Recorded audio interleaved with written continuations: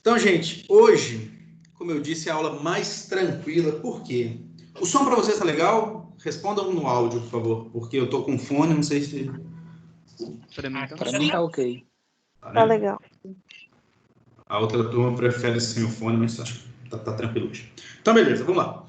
Bom, tudo que a gente falou até hoje, a gente falou dentro da tipicidade, né? Do fato típico. Então, a gente sabe teoria do crime, fato típico, ilícito e culpável.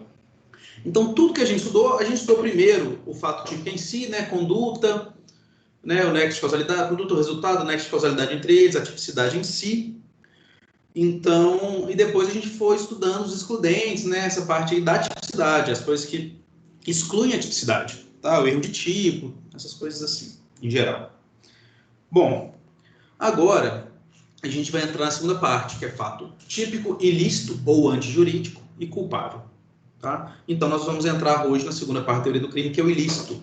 E ele é analisado negativamente, ok? Então, no fato típico, a gente analisa positivo. Teve a conduta? Teve. Teve um resultado? Teve. A conduta adveio do resultado com um nexo causal? Sim, ok. É um fato típico? É, ótimo, nós temos a tipicidade.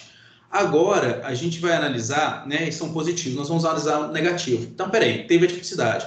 Mas esse fato, né, esse fato foi feito sob legítima defesa, estrito cumprimento do dever legal, a gente vai analisar isso. Porque a gente pode falar sim para tipicidade, só que se a gente falar sim para antijuridicidade também não há crime, né? Porque não existe crime se o fato não é ilícito, se o fato não é antijurídico. Ele precisa ser ilícito, e para ele ser ilícito, nós não podemos ter uma das excludentes de ilicitude. E nós vamos estudar elas hoje. Ilicitude, principais características e causas de exclusão. Antijuridicidade ou ilicitude, conceito formal. Ah, tá ao contrário? Não, tá certo. Gente, o que é o conceito formal da antijuridicidade e da ilicitude? É a contrariedade da conduta com ordenamento jurídico. Tá? Então, é bem básico o conceito formal é isso. Né? Quando você tem uma conduta que ele contraria o ordenamento jurídico.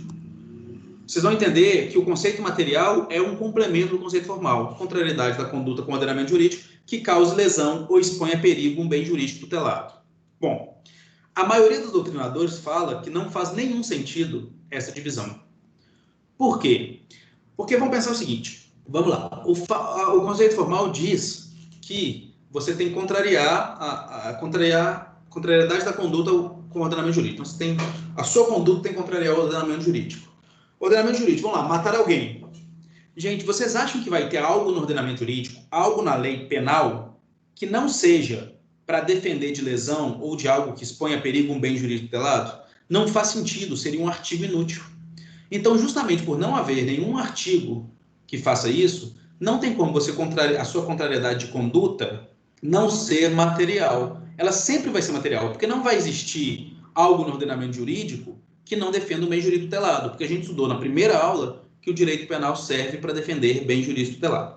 Resumindo, esses conceitos formais materiais, para a maioria dos doutrinadores, eles são inúteis. Vocês só precisam saber que eles existem. Eu não vou cobrar ele de vocês para ficar tranquilos.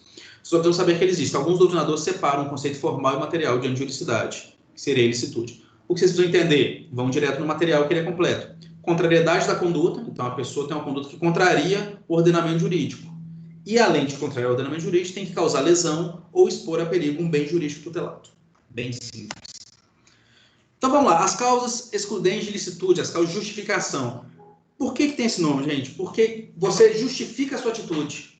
A legítima defesa. Você vai dar um tiro na cabeça de alguém e não vai ser crime. Poxa, por que não vai ser crime? Fato típico, matar alguém.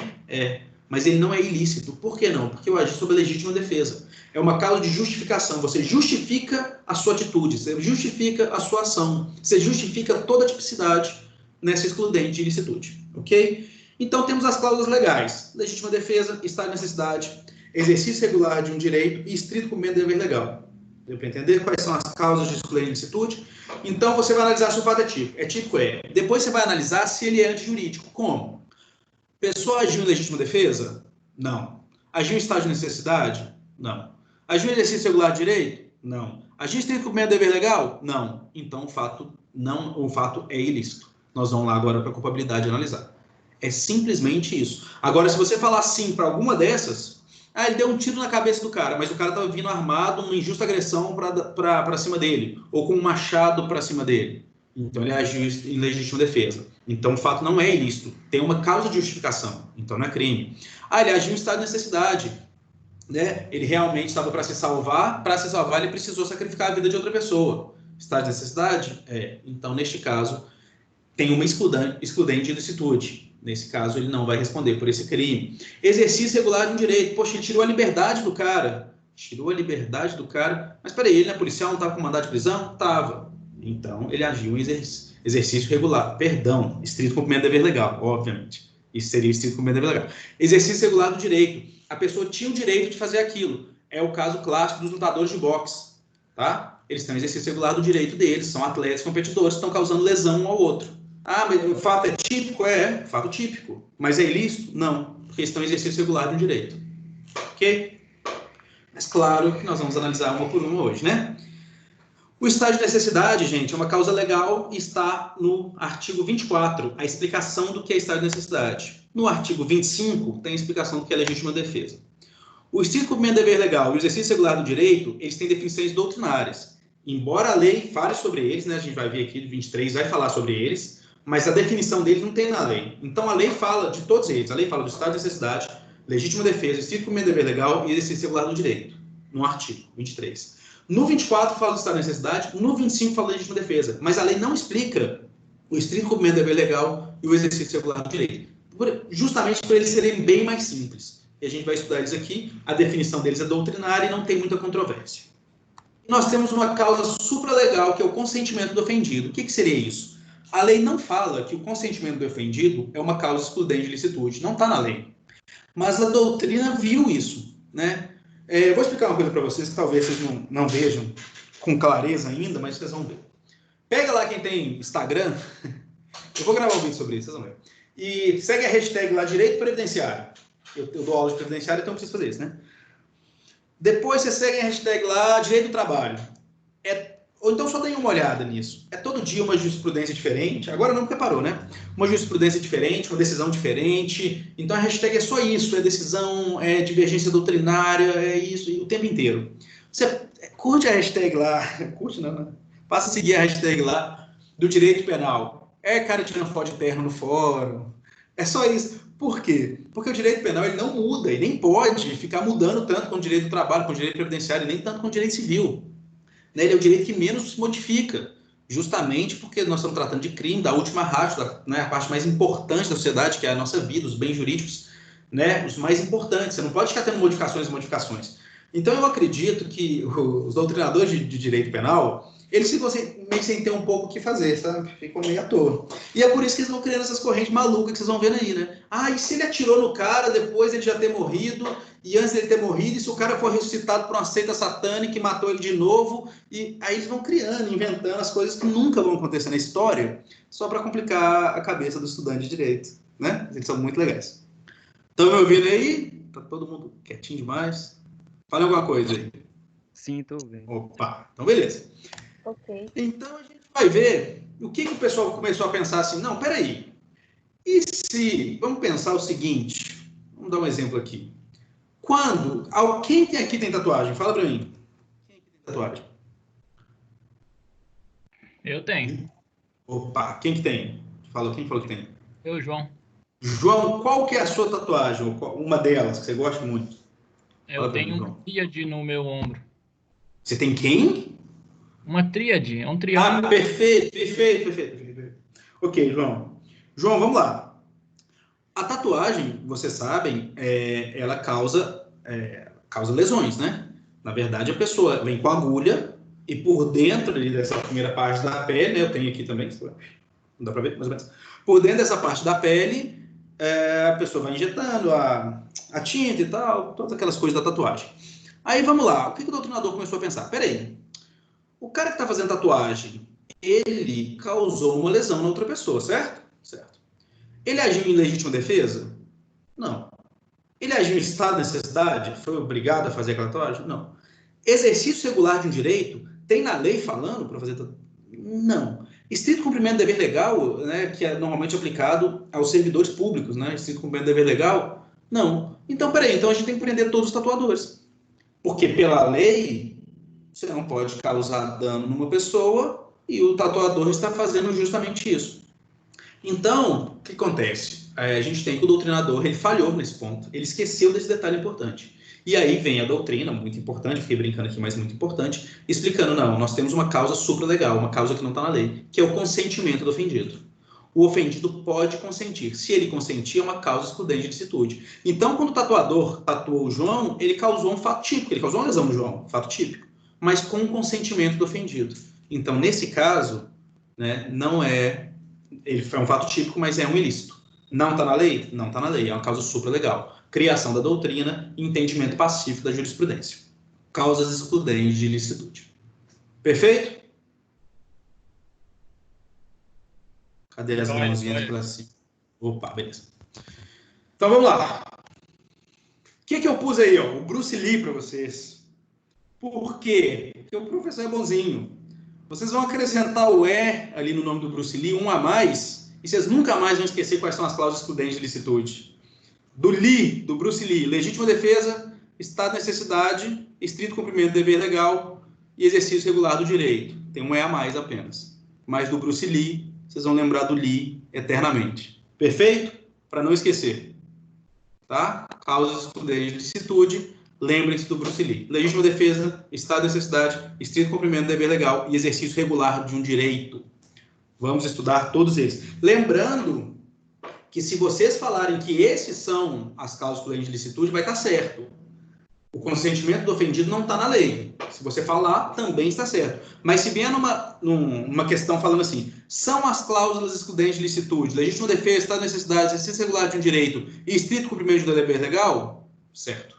Se, além disso, colocar estrito cumprimento do dever legal e consentimento do ofendido, certo também. Porque é uma criação doutrinária. Não pode se exigir que a falta dela deixe a questão errada. Não, a falta dela mantém a questão como certa. Ok? Vamos lá. Artigo 23. Não há crime. Não há crime. Por que não há crime, gente? Nós estamos de novo. Teoria tripartite, fato típico, ilícito e culpável. Se não é ilícito, se há uma excludente de ilicitude, então não há crime. Tá? Não há crime. Artigo 23. Quando? Vamos lá. Não há crime quando o agente pratica o fato em estado de necessidade, em legítima defesa, em estrito cumprimento do dever legal ou no exercício regular de direito. Simples, mamão com maionese, como a gente já falou. Excesso punível. Opa, aqui começa a pequena complicação, mas como eu disse, a aula de hoje é mamãozinho. Parágrafo único. O agente, em qualquer das hipóteses neste artigo, responderá pelo excesso doloso ou culposo. Responderá. Então, se ele exceder no estado de necessidade, na legítima defesa, no estrito cumprimento do dever legal ou no exercício regular do direito, ele vai responder. Se ele fizer isso de forma dolosa, de um jeito doloso. Se ele fizer isso de uma forma culposa, de uma forma culposa. Tem alguém no grupo? Apitou o negócio do grupo aqui, ninguém perguntou nada. Não, ok. O WhatsApp tá doido. Então, vamos lá. Continuando. Os elementos objetivos e elementos subjetivos. Isso é uma divergência doutrinária. E isso é muito legal quando tem divergência doutrinária. Por quê? Porque vocês vão ter que pensar e escolher uma linha, escolher uma coisa que vocês querem, tá? Então, temos os elementos subjetivos. Isso toda a doutrina entende, que nas excludentes de licitude você tem que ter os elementos subjetivos. O que é isso? Eles vão estar expressos ou implícitos no tipo penal. Então, esses excludentes têm que estar expressos ou implícitos. É claro, é o que a gente leu, estado de necessidade, está explícito ali, né? Exercício regular do direito e tal, está nesse caso, expresso ou poderia estar implícito no tipo penal. São os elementos objetivos. A discussão está aqui nos elementos subjetivos. Olha só isso.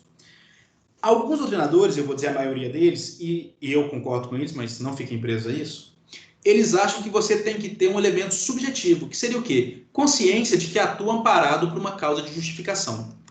Como assim? Vamos lá. O Robert está aí. Robert, seguinte. O Robert sempre quis matar o Brenner. Claro, né? Isso a gente já sabe há mais tempo e tal. O Robert sempre quis matar o Brenner. Só o Robert falou assim, é hoje que eu mato ele. É hoje Hoje eu acerto as contas. Então ele vai até a casa do Brenner, ok? E dá um tiro na cabeça do Brenner, certo? Quando ele faz isso, ele repara que a Rita estava algemada, vendada e ajoelhada em frente ao Brenner até então, e ele com a arma apontada para ela, no momento em que o Robert atirou.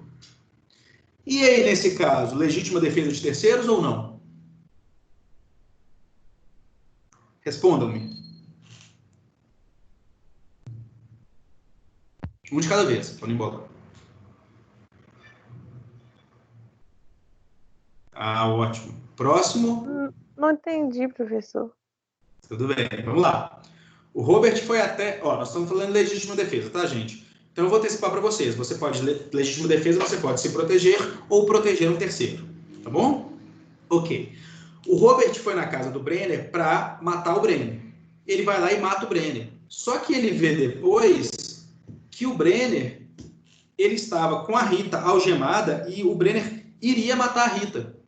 Então, teoricamente, o Robert salvou a vida da Rita. Porque ele matou o Brenner que ia matar a Rita.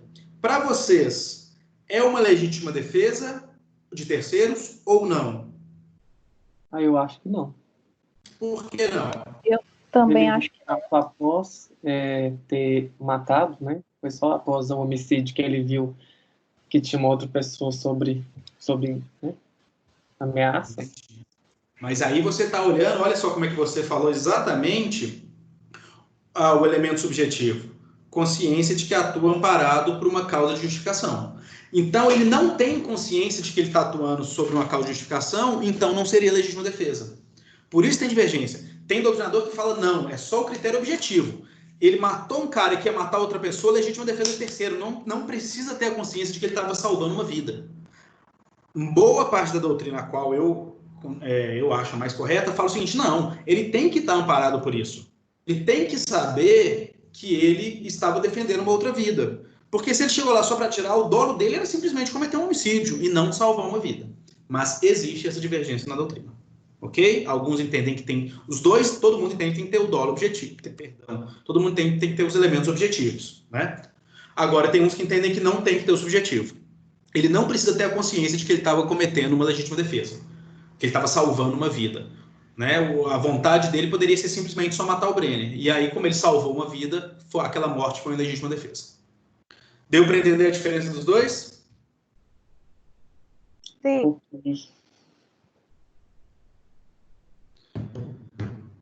Vamos continuar. Esses correntes doutrinários divergentes. Alguns não aceitam elementos subjetivos ou dizem que são essenciais. Ok, foi o que a gente falou. Não basta... o Bittencourt, que é um dos maiores doutrinadores de penal hoje, fala o seguinte, não basta que estejam presentes os requisitos de uma causa de justificação. É necessário também que o agente tenha consciência de agir acobertado por uma causa excludente. É o que a gente falou. Não basta que, tipo assim, que para quem está olhando de fora, né, suponhamos, ele cometeu um estado de necessidade, ele agiu em estado de necessidade, mas ele tinha que saber que ele está em estado de necessidade, né? Eles estão os dois lá em alto mar, está na cidade clássica, né? Estão os dois em alto mar, né? O famoso Jack e Rose lá, e eles vão se salvar, só cabe um, e um vai e mata o outro para se salvar. Está em necessidade, não há crime nisso. Mas a pessoa tem que saber se ela que ela está em estado de necessidade. Né? A corrente que defende os elementos subjetivos diz isso. Não, se ele só matou o outro por dolo de matar e depois percebeu que existia um estado de necessidade ali, como é que você prova o estado de necessidade, né? Então, mas existem doutrinadores que falam que não interessa. Se é comprovado que ele agiu, se é comprovado ali à vista uma legítima defesa, um estado de necessidade, um exercício regular de direito, que às vezes ele tinha que saber que ele tinha aquele direito, às vezes ele nem sabia que ele estava exercendo regularmente o seu direito. Então, se ele sabia ou não sabia, não interessa. Só interessa os elementos objetivos. Outra parte da doutrina fala, não, tem que ter elemento subjetivo. Ele tem que saber o que ele está fazendo aqui. Exemplo, esse aqui foi o que eu expliquei para vocês, tá? Eu vou mandar a doutrina para vocês. Eu vou mandar o slide para vocês. Isso eu acabei de explicar, esse exemplo. Vamos então entrar no estado de necessidade.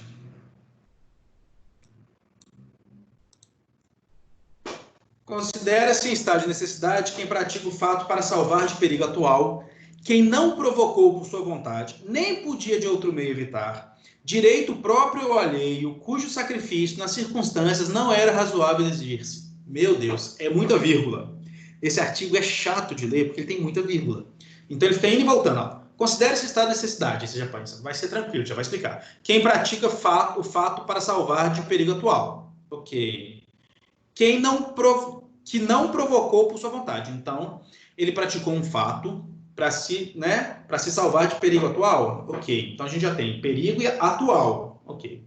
E tem que ser de um ato que ele não provocou. Ele não pode provocar aquele perigo e tentar se salvar dele. Ok. Nem podia de outro meio evitar. O que a gente pensa? Opa, de algum jeito ele podia evitar sem causar aqueles danos que ele causou. Tá? Direito próprio ou alheio. Então, pode ser estar de necessidade para uma outra pessoa? Pode. Cujo sacrifício, o sacrifício dos bens jurídicos, nessas circunstâncias, não era razoável exigir. Você não pode exigir que ele sacrificasse aquele bem jurídico nas circunstâncias tais. Meu Deus, está de necessidade. Vamos dar ele. É o famoso Jack Rose, os dois se afogando. Esse é o clássico estado de necessidade, tá? Então, lá no mar, só tem uma boia, os dois vão morrer, então um mata o outro e se salva. Estado de necessidade não comete crime nenhum, porque o fato é típico, matar alguém, mas não é ilícito, Temos duas teorias. Claro que a gente tem duas teorias, Vamos lá. A teoria unitária diz o seguinte, que é a que a gente adota. O estado de necessidade exclui a ilicitude. Ele é apenas justificante, é o que a gente falou, são justificantes. Então, você vai justificar seu crime. Você cometeu um crime, você matou alguém, sim, mas eu tenho uma justificativa, eu tenho uma justificante. Qual? Estado de necessidade. Independe da valoração de bens, só existe a exclusão da ilicitude, que é adotada pelo Código. Então, nesse caso, a gente vai analisar o seguinte, vai ser sempre uma excludente de ilicitude. O estado de necessidade só serve para excluir a ilicitude. Nós não vamos pensar nesse primeiro momento qual bem se sacrificou, suponhamos. Vamos supor que para salvar uma vida eu sacrifico um bem. É justo? É justo.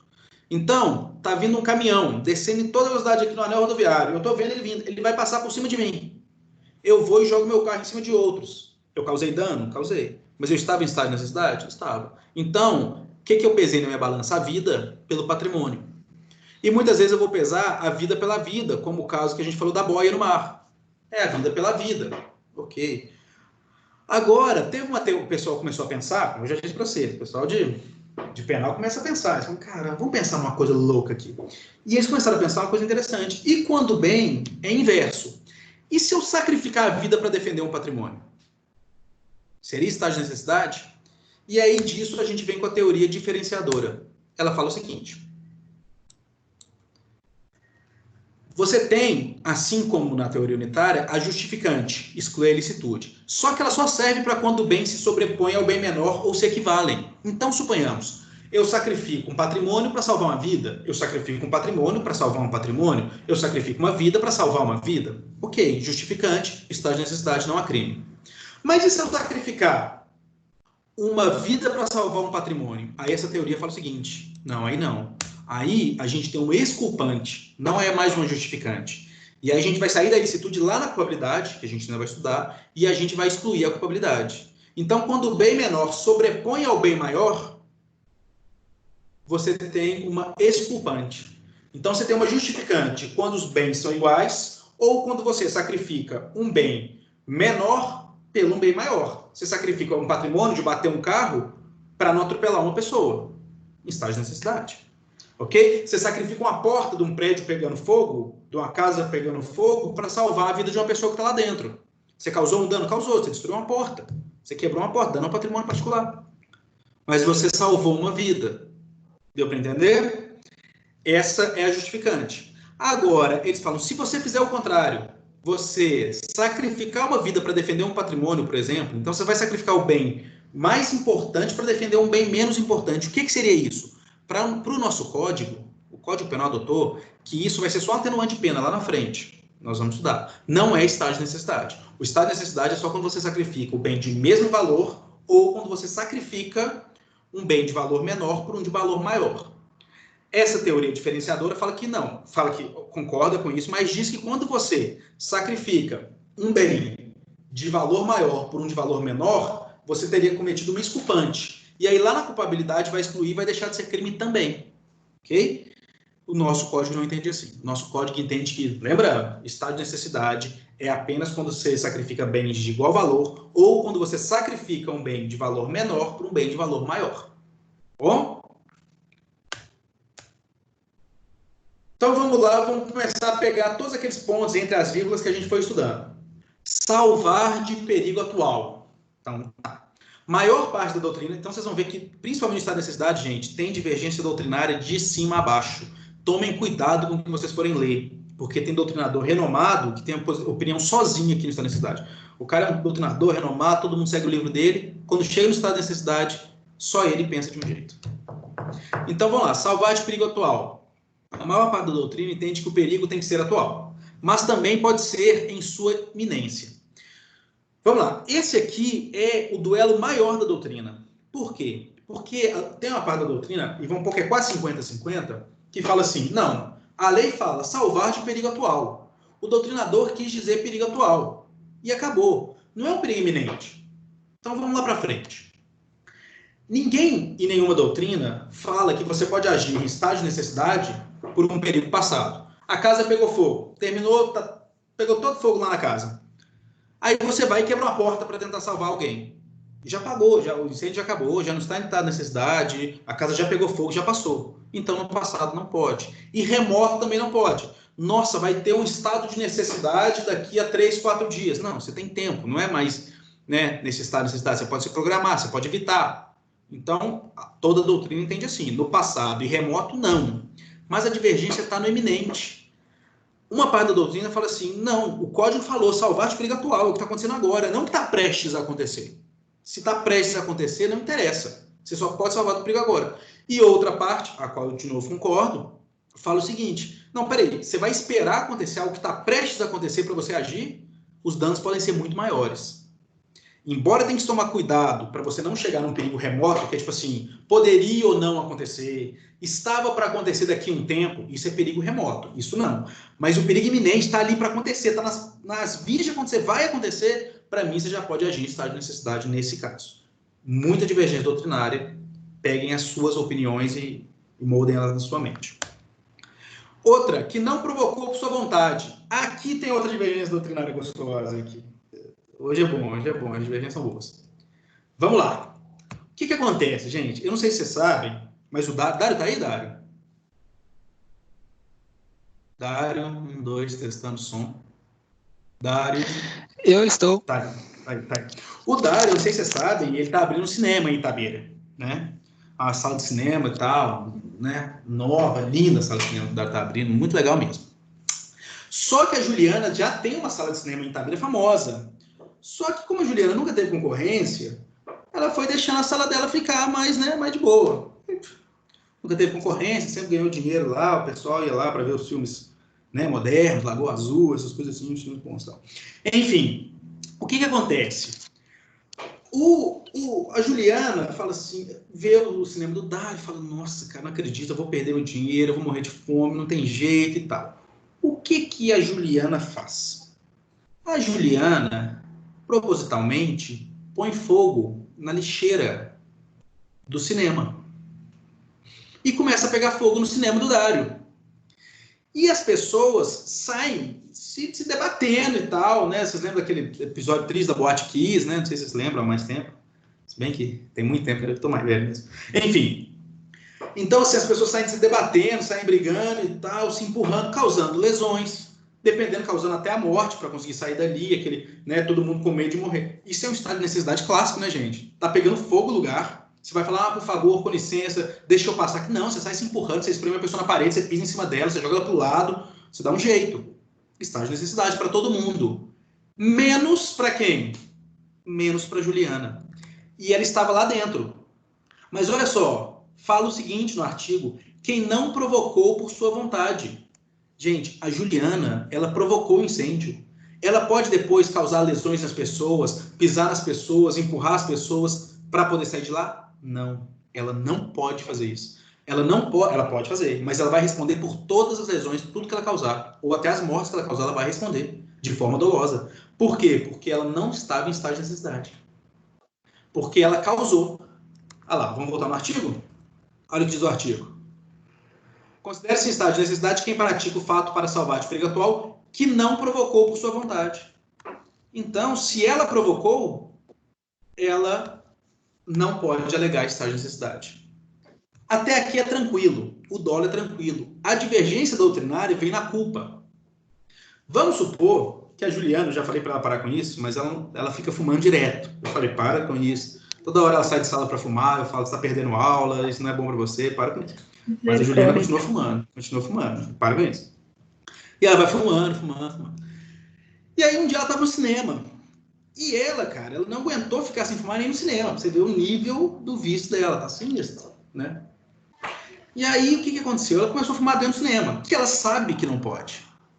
Aí o famoso lanterninha veio lá com a lanterninha dele, ele veio e ela sabia que ia ser pega, ia ser tirado do filme, mas ela queria ver muito aquele filme, 50 Tons de Cinza, ela estava esperando para ver aquele filme, assim, há meses, ela estava doida para ver aquele filme e tal. Enfim, ela falou, caramba, vou ser tirada da sala agora, não é possível, vou perder a hora que o cara vai tirar a camisa ali, meu Deus do céu. Beleza. O que ela faz? Aí, ó, viu? Sabia. O que ela faz no desespero ali? Ela pega o cigarrinho dela e joga, disfarçado, dá aquele peteleco nele e joga. Ela tinha intenção de pôr fogo no cinema, gente? Não. Ela foi totalmente imprudente. Jogou um cigarro aceso numa lixeira ou para um lado, num negócio normalmente de carpete, que é um cinema. O que aconteceu? Começou a pegar fogo. Neste caso, a nossa amiga Juliana pode sair causando lesões às pessoas, empurrando, puxando, chutando, até matando se for preciso, para fugir do fogo que tem lá? Sim. Divergência doutrinária. Porque o artigo do estado de necessidade não fala exatamente que não provocou por sua vontade. Então, alguns doutrinadores pegam a palavra vontade e falam, ela não teve a vontade. Se ela não teve vontade, ela não teve o dolo. Então, por culpa, ela poderia. Ou os doutrinadores falam, não. Nesse caso aí, mesmo ela agindo por culpa, ela não pode alegar estado de necessidade. Porque foi ela causadora. Por mais que ela não teve a vontade, foi ela que causou. Se ela causou aquilo só está acontecendo por culpa dela. Literalmente culpa. Então, ela não pode alegar estado de necessidade, se sair esbarrando e batendo em todo mundo e agredindo as pessoas para conseguir fugir do cinema pegando fogo.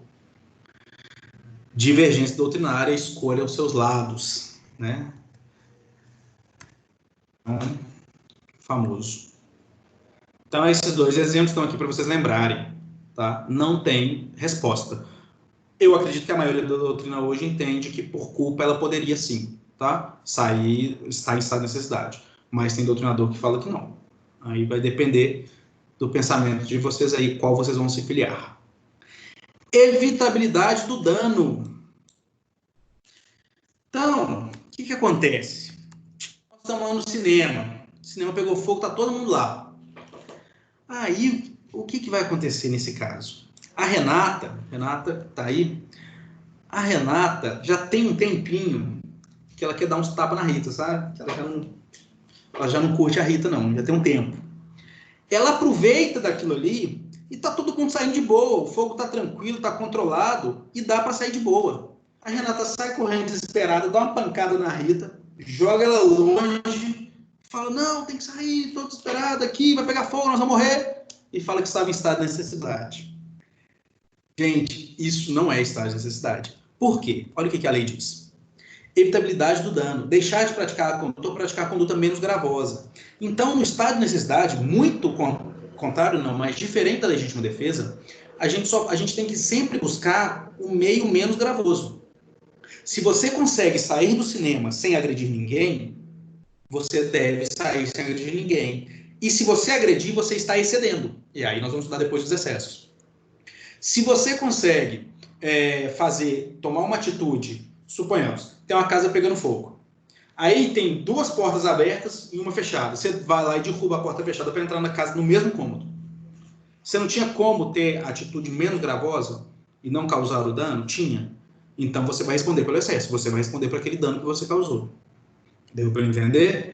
Então, a gente sempre tem que, no estado de necessidade, mesmo estando em estado de necessidade, claro, gente, a gente tem a razoabilidade disso. Você não pode exigir que uma pessoa com o lugar pegando fogo, né, ou morrendo afogado, uma coisa absurda assim, que ela tenha um raciocínio pleno, calmo e tranquilo como o nosso. É assim como acontece muitas vezes com os policiais. O pessoal exige, o policial podia ter feito isso ou aquilo, né? Em alguns casos, o cara tá ali numa situação de tensão, nervoso, um cara dentro do carro pode ter 5 pessoas, 5 pode estar armado, tá o policial e mais um, o cara levanta a lanterna, sei lá, enfim.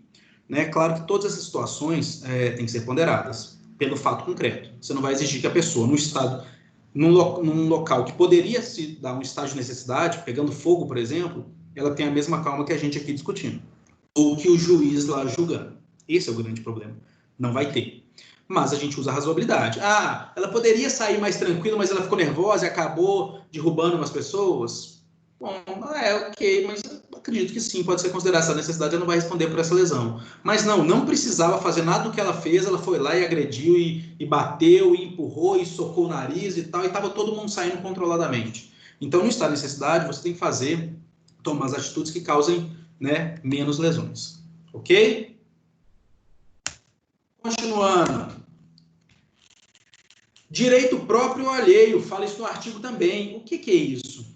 Gente, você pode defender no estado de necessidade um direito próprio ou direito de outra pessoa, só que só de bens indisponíveis. Como assim? Olha só. Gente, se for casado, se for namorado, desculpa, tá? Só estou dando exemplo aqui. O João, todo mundo sabe, há muito tempo que ele namora a Sabrina. Todo mundo sabe que o João namora a Sabrina e tal. Isso é de conhecimento de todos. Eles namoram. E aí o que acontece? Foram num cruzeiro romântico, né? E aí esse barco afundou, esse cruzeiro afundou, e aí teve um bote salva-vidas e a Sabrina entrou no bote. Só que o bote estava cheio. E a Sabrina passa pelo seu namorado João afogando. O que a Sabrina faz? Por óbvio, ela pega a Juliana e joga a Juliana para fora do bote. E salva o João. Isso é crime? Não. Estado de necessidade de terceiros. Isso não é crime. Ela pode fazer isso. E a lei não delimita que tem que ser parente, que tem que ser nada disso. Né? Claro que no caso concreto você vai analisar. Por que você considerou mais essa vida do que a outra e tudo? É meu amigo, é meu conhecido. Tá? Ok, enfim. Estado de necessidade. Mas só de bens indisponíveis. Opa, alguém levantou a mão? Ué? Não, ok. Deu um barulho aqui. Só de bens indisponíveis. Por que isso? Porque vamos supor o seguinte. O João mora aqui numa casa e tem aquelas casas germinadas assim, tem 2 casas do lado do João. E essas casas, a primeira começa a pegar fogo. Aí eu falo, caramba, o João é meu irmão, e a casa dele vai pegar fogo aqui. Na primeira vai pegar fogo, na segunda vai pegar fogo na dele, vai destruir tudo. Meu Deus do céu, o que eu faço? Eu destruo a casa do meio. Eu começo a quebrar ela toda para o fogo não se alastrar do meio para não chegar no do João. Estado de necessidade, eu posso fazer isso? Não. Não posso. Por quê? Porque o patrimônio é um bem disponível e não indisponível. Tá? Então, a vida, a liberdade, essas coisas são bens indisponíveis. O patrimônio é um bem disponível. Mas e se o João vira para mim e fala, Fernando, me ajuda a destruir essa casa aqui, porque senão vai chegar na minha. Eu posso ajudar ele a estar em estado de necessidade?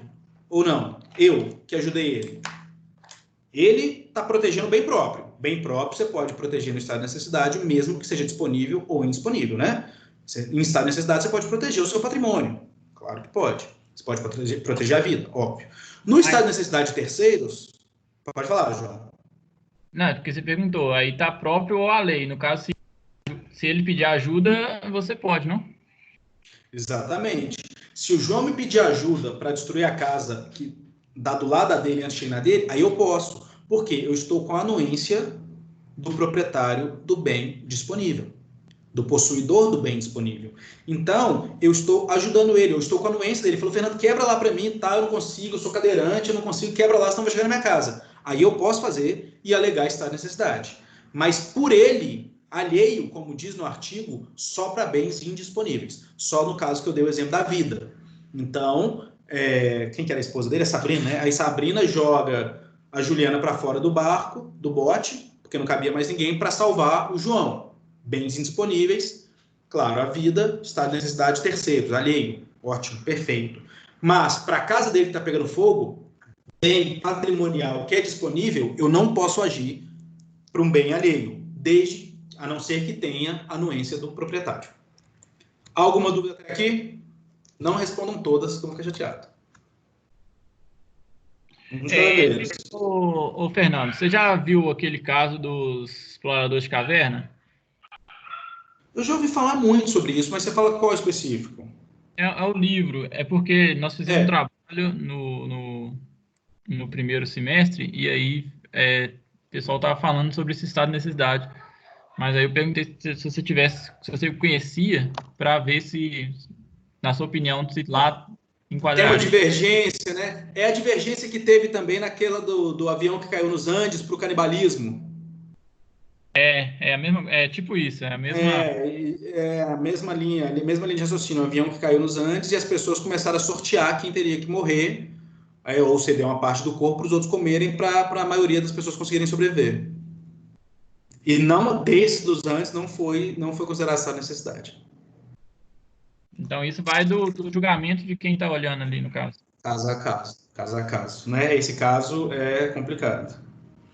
Esse caso é muito complicado, né? Porque você vai seguir o seguinte: tá com a anuência da pessoa, mas ela tá com a anuência de poder você comer, tipo assim, você agredir e matá-la, aí a gente vai entrar, não seria, nesse caso, com a anuência, né? A gente vai entrar naquilo que a gente falou aqui, ó, que é o supralegal, né? Nós vamos estudar sobre ele. Opa, passei muito. Não. Gente, tá aqui. Consentimento do ofendido, tá aí na tela. A gente vai entrar no consentimento do ofendido, mas o ofendido pode consentir para que alguém o mate, para que alguém corte um pedaço do seu corpo? Nós vamos estudar isso hoje, tá? Nós vamos chegar lá. Então, nós estamos aqui no direito próprio ao alheio. A gente pôs aqui, eu pus exemplo, casa pegando fogo, destruir uma antes da casa do seu amigo não pode, mas ajudá-lo pode. Razoabilidade do sacrifício do bem. Olha isso, gente. É o que a gente já falou. Tá vindo um trem. E esse trem vai passar e vai me arranhar. Eu tô vendo que ele vai passar e vai arranhar meu braço todo. O que eu faço? Óbvio, na hora, eu não sou bobo. Eu pego o João e jogo o João na frente do trem e pulo para trás. O João morre. Está necessidade. Eu vou me arranhar, eu vou... Tá doido? Claro que não vou me arranhar. Não, jogo o João na frente do trem, o trem atropela o João, ele morre para lá. E eu vou para casa, ó, braço tranquilo, tô tranquilo. Está necessidade, gente? É o que a gente falou das duas correntes, né? Para outra corrente, essa seria uma exculpante.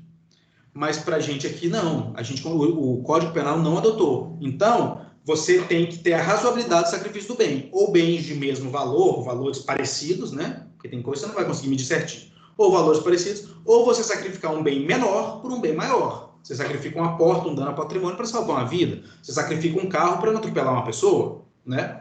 Então, razoabilidade do sacrifício do bem. Olha o que diz o artigo 24, no parágrafo 2º, respondendo isso. Embora seja razoável exigir-se o sacrifício do direito ameaçado, a pena poderá ser reduzida de 1 a 2 terços. O que isso quer dizer? Que se eu sacrificar um bem de menor valor, de maior valor por um bem de menor valor, eu não estou em estado de necessidade. Eu cometo um crime. Fato típico, ilícito, culpável. Mas eu vou ter minha pena reduzida de 1 a 2 terços. É o que diz o parágrafo 2º do artigo 24, que fala estado de necessidade. Bem simples. Eles já resolveram o problema aí de cara. Falaram, não, você tem que sacrificar bem de igual valor ou sacrificar um bem de valor menor por um bem de valor maior. Aí sim está caracterizado estado de necessidade. Aí se eu sacrificar um bem de valor maior por um bem de valor menor, eu sacrificar, por exemplo, a integridade física de alguém pelo meu patrimônio. Ok, se você fizer isso, você cometeu crime. Poxa, mas eu estava em estado de necessidade. Não estava em estado de necessidade. Mas, como você teve que valorar bens e você tinha algo a perder também, né, nós vamos fazer o seguinte. Você não está em estado de necessidade, você cometeu o crime, fato típico, ilícito, culpável, mas você vai ter a pena reduzida de 1 a 2 terços. Parágrafo 2º do artigo 24. E o parágrafo 1º, já que a gente está falando dos parágrafos, que ele tem esses dois, é o seguinte. Não pode alegar estado de necessidade quem tinha o dever legal de enfrentar o perigo. Bombeiro, policial, salva-vidas. E aqui entra as questões... Opa, Brenner, fala comigo. Levantou a mão? Então, mesmo se, por exemplo, o exemplo aí de arranhar, né, pela vida. Mesmo se a pessoa vive daquilo, da imagem, sei lá, e arranhar o rosto dela. A Gisele Bündchen empurrou o João para não se arranhar. Eu agradeceria a Gisele Bündchen, porque a Gisele Bündchen arranhada seria uma tristeza, né? Não que eu não gosto do João, pelo amor de Deus. Mas, assim, seria muito triste. Mas a gente está ponderando, nesse caso, você está até somando um dano estético dela com patrimonial, que ela vai perder muita grana com isso. Aí você vai falar que muita gente vai perder emprego, aí você vai, né, destrinchar um monte de coisas. Mas, mesmo assim, naquele momento do estado de necessidade dela, era um arranhão para uma vida. Então, não é estado de necessidade. Vai ter a pena só reduzida. Vai cometer o crime. Tá? Agora, se você conseguir pensar algo assim parecido, suponhamos, o arranhão da Gisele Bündchen, com, por exemplo, vamos supor, um arranhão no rosto dela, forte e tal, né, desconfigure o rosto dela, por um dedo do João, talvez você consiga entrar no estado de necessidade. Talvez esses dois estejam em igualdade. Aí sim, mas não pela vida, né? Um arranhão no rosto pela vida, não dá. Beleza? Entendi. Beleza. Então, gente, aí o seguinte, olha que tenso isso. Bombeiro tá dentro de uma casa, entrou numa casa pegando fogo. E vai cair tudo, né? Vai cair. A casa vai cair e tal. Tá lá na casa a Cristina, que é bombeira, e a Bruna, que é uma civil. A Cristina empurra a Bruna, dá um soco no nariz da Bruna e se salva. Estágio de necessidade?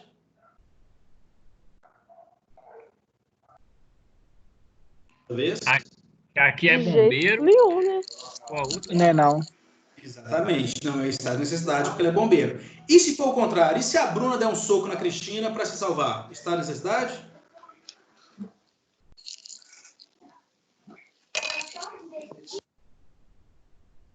Vamos lá. A Cristina é bombeira e a Bruna não. A Bruna dá um soco na Cristina, que é bombeira, para se salvar de um lugar pegando fogo. Está na necessidade?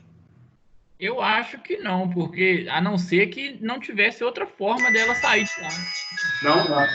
Não há outra forma. Nós estamos diante do estado de necessidade. Porque ela não estava cumprindo o dever dela, né? Que é de cuidar. Exatamente, gente. Quando a gente fala do parágrafo primeiro, se aplica ao ativo, no caso, ao policial, ao bombeiro, ao salva-vidas. O salva-vidas não pode cruzar o braço e falar assim, não vou salvar ali não, porque eu posso me afogar. Você é salva-vidas, está inerente à sua profissão. Então, você tem que se arriscar. Mas, em tudo, nós precisamos olhar a razoabilidade. Porque se a gente levar esse artigo, e vocês lembram que a gente estudou as interpretações de normas, e eu disse para vocês que a mais perigosa delas era literal? Então, deixa eu falar uma coisa com vocês. Tem um bombeiro na casa, e a casa está pegando fogo, e o bombeiro entrou lá. E o bombeiro não salvou um quadro valioso que tinha dentro da casa. Ele saiu antes, porque a casa... Ele não pegou e jogou pela janela, e se ele saísse, seja o que Deus quiser. E nesse caso, o estágio de necessidade? Se a gente for olhar... Eu não sei se foi só para mim, mas cortou tudo. Tá, então vamos lá. Um bombeiro, ele está numa casa pegando fogo, salvou as pessoas. Tem um quadro muito famoso e valioso dentro da casa. A casa vai cair, está pegando fogo, vai cair. O bombeiro corre, pula a janela e se salva. E aí, as pessoas vão falar assim, opa, você não podia ter feito isso, você tinha que salvar o patrimônio. Aquele quadro, você tinha que salvar ele, pegar ele, tirar ele da casa, e se você conseguir salvar, o problema é seu. E aí? Um quadro não vale mais que uma vida, na minha opinião, né? Entendo. Mas aí você não está fazendo uma interpretação, como eu falei, literal. Porque a lei só fala isso. Não pode alegar essa necessidade quem tinha o dever legal de enfrentar o perigo. Ele tinha o dever legal de enfrentar o perigo. Mas a sua opinião está totalmente correta, é o que a jurisprudência entende. É óbvio que nós temos que ter razoabilidade aí. Uma vida é mais importante, com certeza, né? A vida é com certeza mais importante do que o bem jurídico, né? Do que o bem jurídico, não, perdão, do que o bem, né? Do que o bem imóvel, nesse caso aí. Então, nesse caso, ele não precisa enfrentar o perigo, mais que ele seja um bombeiro. Tá? Tem um salva-vidas e tem uma pessoa se afogando, ele tem que ir lá salvar a pessoa. Ok, mas aí depois que ele salva a pessoa, o cara fala assim, não, pula lá no mar, tá cheio de, né, cheio de tubarão, mar bravinho e tal. Não, pula lá no mar que o meu relógio caiu e ele é extremamente valioso para mim. Aí não, né? Aí a gente entra no princípio da razoabilidade, da interpretação das normas. Se a gente for literal, nós vamos falar que ele tem. Mas claro que não é assim. Tá? Agora, tem uma outra divergência na doutrina que é o dever contratual. Então, vamos lá. A gente sabe que a Bruna, empresária famosíssima em Itabira, né? Então, assim, todo mundo sabe que ela trabalha com isso e tal, empresária famosa. E o que a Bruna faz? A Bruna contrata para defender ela a Juscelene. Ela falou assim, Juscelene, você é minha segurança, está aqui assinado, você vai me proteger, você me guarda-costas e tal, vai me proteger, você vai me salvar, vai pular na frente da bala por mim e tal, você é minha guarda-costas. Ela tem o dever contratual. Contratual. As duas estão numa casa pegando fogo. A Juscelene dá um soco na cara da Bruna e se salva, porque essas duas não iam conseguir se salvar. Estado de necessidade? Sim. A doutrina entende que dever contratual não entra nesse parágrafo primeiro. É só o dever legal. O bombeiro tem um dever legal. O policial tem um dever legal. O salva-vidas, como profissão, tem um dever legal. Agora, se você contratou um segurança, ele não tem a obrigação de pular na frente de uma bala para te salvar. Está na frente de um projétil para te salvar. Não tem essa obrigação. Então, o dever contratual não conta nesse caso. Tá bom? Continuando o estado de necessidade, e aqui é só uma explicaçãozinha, vamos lá. Ela é bem simples, só conceitual. Tem o estado de necessidade defensivo e o agressivo. O defensivo é conduta dirigida ao causador do dano. Por exemplo, um cara deixou um cachorro solto. O cachorro está solto. E aí ele vem pular em você. Você está com uma arma, você dá um tiro na cabeça do cachorro. É um tipo gigantesco, você dá um tiro na cabeça dele. Então, esse estado de necessidade ele é defensivo. Por que ele é defensivo? Porque você causou um dano, né, ao causador da conduta. Porque a gente sabe, né, não é o cachorro o causador da conduta, é o dono dele que deixou ele solto. E tem o estado de necessidade agressivo. A conduta é dirigida a bens de quem não provocou o perigo. Foi o exemplo que eu dei. Estou andando na rodoviária. Eu vejo que o caminhão está vindo sem freio. Ele vai me atropelar, vai passar por cima de mim e do meu carro. Eu pego o meu carro e jogo para cima de outros carros que estão parados. O caminhão passa reto e eu danifiquei o patrimônio daquelas pessoas. Eu ponderei a vida pelo patrimônio. Mas eu não... Quem é o causador? Não é o caminhoneiro, nesse caso? O causador do estado de necessidade? E eu lesionei o bem jurídico dele? Não, eu lesionei de terceiros. Isso é chamado de estado de necessidade agressivo. É conduta dirigida a bens de quem não provocou o perigo. Ok? Agora nós estamos no estado de necessidade putativa. A gente já estudou o que seria os putativos ali, a legítima defesa putativa, estado de necessidade putativa, a gente já estudou isso em outras aulas. Então, existe se for desculpável. Se for indesculpável, responde por crime culposo se não houver previsão, se houver previsão legal. Né? Isso aí a gente já estudou. Então, vamos lá. Exemplo. Nós voltamos para aquela sala de cinema, alguém vai lá e grita, fogo, tá pegando fogo, tá pegando fogo. Aí todo mundo sai desesperado, tá pegando fogo, começa a se bater, começa a se espancar, sai correndo, pisa num, pisa no outro e tal. Só que era mentira. Não estava pegando fogo. Gente, não era comum.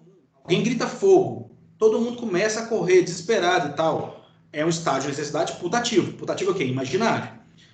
Não é que qualquer um nessa situação não ficaria também desesperado e tentaria sair correndo, salvando a própria vida, imaginando que estivesse pegando fogo? Sim. Nesse caso, é desculpável. Você pode desculpar essa atitude dessa pessoa, é desculpável. Qualquer um teria essa atitude. Mas suponhamos que alguém grita rindo, fogo, tá pegando fogo. E todo mundo ri, fica de boa, olha estranho, até levanta, o filme para e tudo. Mas um lá, desesperadão, sai correndo, socando todo mundo, chutando todo mundo, gritando fogo e batendo em todo mundo e sai correndo. Aí, nesse caso, é indesculpável. Tá? O erro dele é desculpável, porque ninguém ficou desesperado, nem todo mundo percebeu que era brincadeira. Se ele tivesse um pouco mais de calma, ele perceberia que foi uma brincadeira. Então, ele agiu com culpa? Não foi prudente, inteligente ou imperito.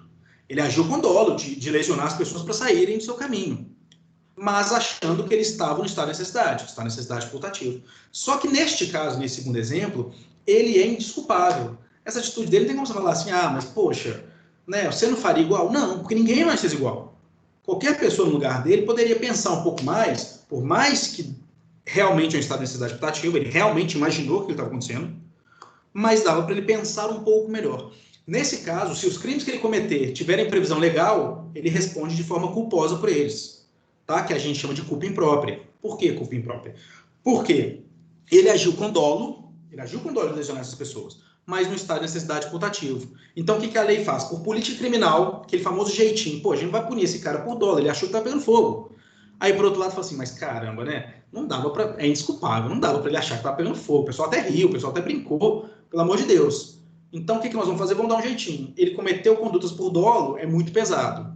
Deixar ele sem responder por nada, né, seria muita impunidade. Então, vamos pegar as condutas que ele cometeu por dolo, porque ele estava em estado de necessidade putativo, e jogar a pena dela das culposas, se houver. Se ele cometeu condutas que não têm a forma culposa, não responde por nada. Se tem a forma culposa, mesmo agindo com dolo, ele responde de forma culposa. A famosa culpa imprópria, tá? Só por política criminal. Deu para entender ou não? Deixa eu ver se está com a mãozinha levantada. Nada. Nada. Podemos continuar? Podemos.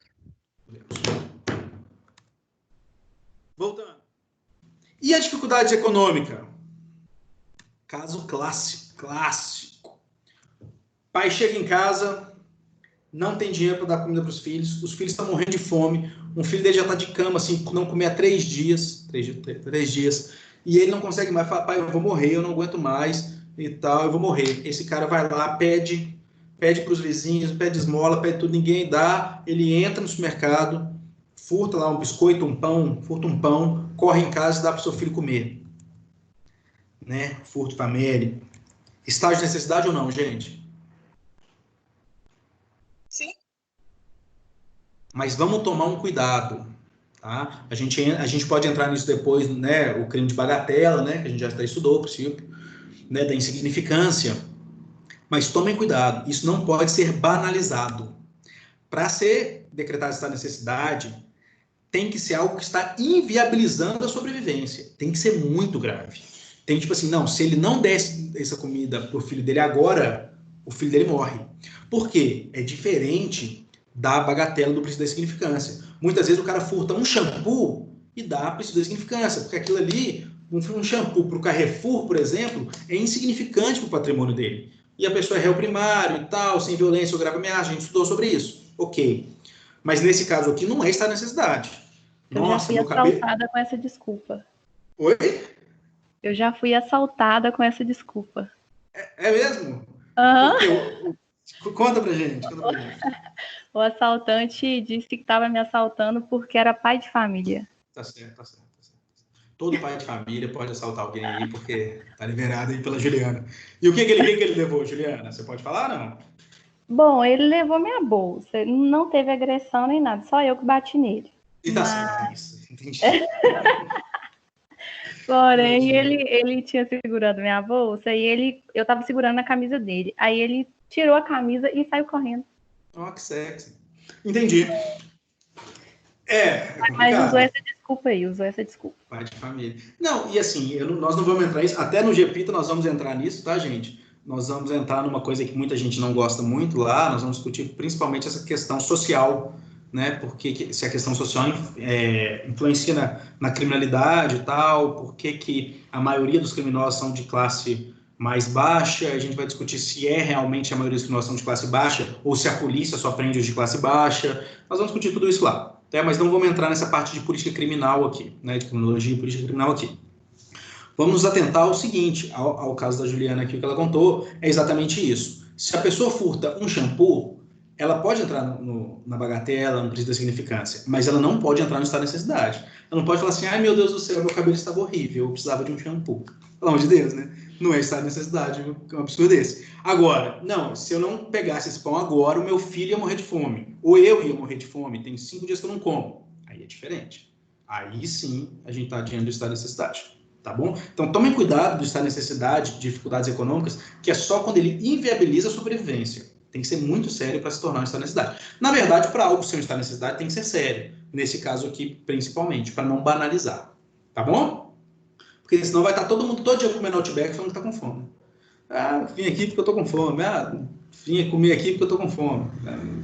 Não faz sentido. Vamos para a defesa. Alguma dúvida aqui? Parece que as divergências estão na legítima defesa e não está na necessidade. Os outros 3 são tranquilíssimos. Posso continuar? Sim. Vamos lá. Legítima defesa. Artigo 25. Entende-se legítima defesa quem, usando moderadamente dos meios necessários, repele injusta agressão atual ou iminente, a direito seu ou de outra. Então, vamos lá. A gente sabe o que é legítima defesa, né? Todo mundo cresceu sabendo. Vem a pessoa com uma arma para te dar um tiro, você vai lá e dá um tiro na cabeça dela. Vem um cara com um machado para te dar vir com um machadão para cima de você, e agora que você vai morrer, e você tá ali com uma pedra, você dá uma pedrada na cabeça do cara e mata. Você tá com a arma, você dá um tiro na cabeça do cara e mata. Né? Legítima defesa. E aí fala ser ou de terceiro, ou de outrem, também pode ser. Suponhamos, eu estou ali, saindo ali do Pitagos, dei aula para vocês, estou saindo ali, vem um cara para matar a Juscelene. Ele vem armado, agora que eu te mato, levanta a arma e eu dou um tiro na cabeça dele. Legítima defesa de terceiros. Então a legítima defesa é clássica e clara, mas a gente vai estudar as ponderações dela. Primeiro, a qualquer bem jurídico pode ser protegido, desde que não seja possível requisitar a proteção do Estado. Então, a primeira coisa, a regra, qualquer bem jurídico, tá? Disponível, indisponível. Você pode agir em legítima defesa para salvar o seu carro. O cara tá roubando seu carro, você dá um tiro nele. Legítima defesa, do patrimônio, tá? Claro que o excesso é punível. E nós vamos entender isso aí. Ok. Mas cabe legítima defesa no caso assim, eu viro e falo assim, ô Brenner, eu vou te matar, cara. Você vai ver. Um dia eu te pego aí, você andando na rua e te mato. Aí o Brenner vai tirar uma arma e me mata. Cabe legítima defesa? Não. Tá? Não cabe legítima defesa de mal futuro e grave. O que o artigo 25 fala? Então, legítima defesa é quem, usando moderadamente dos meios necessários, repele injusta agressão atual ou iminente. Ato futuro, por mais grave que seja. Nossa, eu vou matar você, matar sua família inteira, você vai ver, eu vou acabar com todo mundo e tal. Ué, aí se a gente começar a agir assim, vai virar um bang-bang, né? Todo mundo se defendendo, agindo arbitrariamente nas suas próprias razões. Então, não. Se o cara ameaçou, ele vai ter que procurar a polícia, ele vai ter que tentar se resguardar. É o grande mal que a gente tem no Maria da Penha.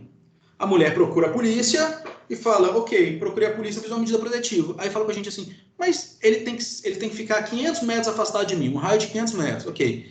E se ele descumprir? Aí você chama a polícia. Vai dar tempo? Provavelmente não. Mas e aí? A gente vai poder pôr um policial na casa de todo mundo? Um policial na porta da casa de todo mundo? Não tem como, o Estado não tem como fazer isso. Tá? Então, já por política criminal, já se libera a legítima defesa, porque o certo seria a gente não precisar dela. Seria o Estado, que é o possuidor desse poder de polícia, né, que é o possuidor de cuidar do cidadão, dos bens do cidadão, de proteger você e seus bens, ele já deveria ser suficiente para isso. Você não precisaria ter legítima defesa. Mas como ele sabe que ele não consegue, ele cria esse instituto, legítima defesa. Mas também não pode virar bagunça. Então não pode ser para qualquer mal. Tem que ser perigo atual ou iminente. Aqui já tem a palavra iminente, que não tem no outro, que gerava dúvida. Aqui não, atual e iminente. É a coisa de eu falar assim, ô Brenner, sabe, eu vou te matar, quer saber? Eu vou te matar agora, cara. Quer ver? Eu vou te matar agora. Viro aqui para pegar na minha bolsa a minha arma. Aí ele me dá um tiro. Atual ou iminente. Aí sim. Agora eu falo, ô Brenner, um dia eu ainda te pego, um dia eu ainda te mato você, sua família inteira, tal. Não, ele vai na polícia, vai fazer um boletim de ocorrência e tudo isso, tá? Isso vai ao resguardar? Não. Talvez ele tenha que ali ficar atento, e se um dia eu chegar para cumprir, aí ele tem que agir em legítima defesa? Pode ser que sim. Mas naquele momento da ameaça, ele não pode agir em legítima defesa. Deu para entender? Tem alguém perguntando no grupo aqui? Apareceu o grupo. Esse grupo tá ficando doido, gente. Foi meu celular. Enfim. Continuando. E os bens jurídicos comunitários também não cabe legítima defesa, tá, gente? Fé pública, saúde pública. Você sabe lá que o prefeito da sua cidade, o presidente, está cometendo crimes contra a saúde pública. O pessoal fala assim, o Bolsonaro foi lá e ele teve a manifestação a favor dele e ele foi lá sem máscara e... Não estou falando que isso aconteceu não, tá, gente? E ele incentivou que as pessoas se aglomerassem mesmo e falou que era uma gripezinha e foi lá e deu tchau para todo mundo e ele também estava sem máscara e abraçou as pessoas e tal, numa pandemia, isso é crime contra a humanidade, tal. Aí você vai lá e dá um tiro na cabeça do Jair Bolsonaro e fala, não, legítima defesa da saúde pública.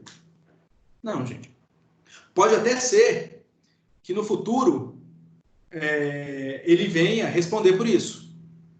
Né? Se isso acontecer, né? Eu dei um exemplo fictício, tá, gente? Se isso acontecer, pode ser que ele venha até responder por esse crime. Né? De estar indo lá, de estar, né, propagando, de pandemia, essas coisas, todos esses crimes relacionados a isso, à saúde pública. Mas não cabe legítima defesa, porque você não é o possuidor, né? São bens jurídicos comunitários, a fé pública. Né? O prefeito da sua cidade está cometendo crimes contra a fé pública, contra a administração pública, você vai lá e dá um tiro nele. Isso não existe. Você não cabe legítima defesa de bens comunitários. Gente, vocês estão me ouvindo? Que apareceu uma coisa aqui para mim falando de áudio. Vocês estão me ouvindo? Eu tô ouvindo. Sim. Tranquilo. Mamão com anés. Vamos lá. Injusta agressão. Então tem que ser um ato humano e não amparado pelo ordenamento jurídico. Tá? Tem que ser um ato humano e não amparado pelo ordenamento jurídico. Então tem que ser uma agressão injusta. No estado de necessidade, não precisa ser exatamente um ato humano. Né? Às vezes pegou fogo, né? Caiu um raio lá e do raio pegou fogo numa casa e tal, criou estado de necessidade. A legítima defesa tem que ser de ato humano. Tá? E não amparado pelo ordenamento jurídico. O cara não pode estar em estado de necessidade, não pode ser um policial prendendo alguém e tal. Então, suponhamos, o policial vai lá e ele vai prender uma pessoa, está com mandado de prisão, ele prende a pessoa. A pessoa, para defender a sua liberdade, e ele está certo, ele vai e dá um soco na cara do policial. Isso é legítima defesa? Não, não é legítima defesa. Tá? Agora, vamos supor que o cara vai lá prestar, né, fazer uma oitiva, vai dar um depoimento na delegacia. E qualquer um dos policiais vai e prende essa pessoa. Não, você está preso. Sem motivo, sem mandado, sem nada. Não, você está preso. E vai tentar segurar ele. Ele vai dar um soco e sai correndo. Legítima defesa? Sim, claro. Legítima defesa. Tá? Não aconselho, mas é legítima defesa. Tá? Então, deu exemplo. Legítima defesa. Meios necessários. Gente, por incrível que pareça, aqui nós estamos falando de todos os meios eficazes para repelir a agressão. Tá? É os meios que você tem na mão, são os meios disponíveis. Tem um cara vindo para cima de você com uma pedra. Você tem o seu celular da Nokia? Não, aí já é sacanagem, né? É exagero. Mas assim, você tem outra pedra, você taca na cabeça dele. Você tem um machado, você bate com o machado nele. Você tem uma arma, você dá um tiro nele. O que vai repelir aquela agressão? Então, a primeira coisa que você tem que entender são os meios necessários. Todos os meios necessários, os que você tiver à disposição. Se você tiver só um, é aquele que você tem à disposição. Então, o cara tá vindo armado para cima de você. Você tem um tênis. Se você tentar atacar na cabeça dele, acertar e desmaiar, legítima defesa. O cara tá vindo para cima de você com uma faca, você tem uma arma e dá um tiro na cabeça dele, também legítima defesa. Mas nós temos que analisar, claro, a proporcionalidade e a razoabilidade. O cara tá vindo para cima de mim com uma faca. Eu tenho na minha mão um revólver e tenho na minha mão um facão. Eu vou usar a proporcionalidade e a razoabilidade, né? O meio menos agressivo para repelir aquilo. Mas está vindo para cima de você um cara que luta há 1000 anos e o cara está vindo só na mão para cima de você e você tem uma faca e um revólver. Você dá um tiro nele. É claro que você dá um tiro nele. O cara é um lutador de MMA, o cara é um monstro, 2,15 metros de altura, não passa numa porta. E você tem uma faca na mão, você vai para cima dele com a faca. E ele fala, vou te matar agora, e vai para cima de você. Você tem uma arma e uma faca. Você tem que usar um meio menos gravoso, mas que seja eficiente.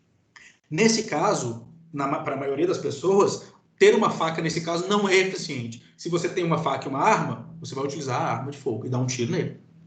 Se você tem um facão e uma arma e é um senhor idoso vindo para cima de você, você vai tirar o facão e falar, não, eu vou te dar uma facãozada se você vier para cima de mim tentando me matar.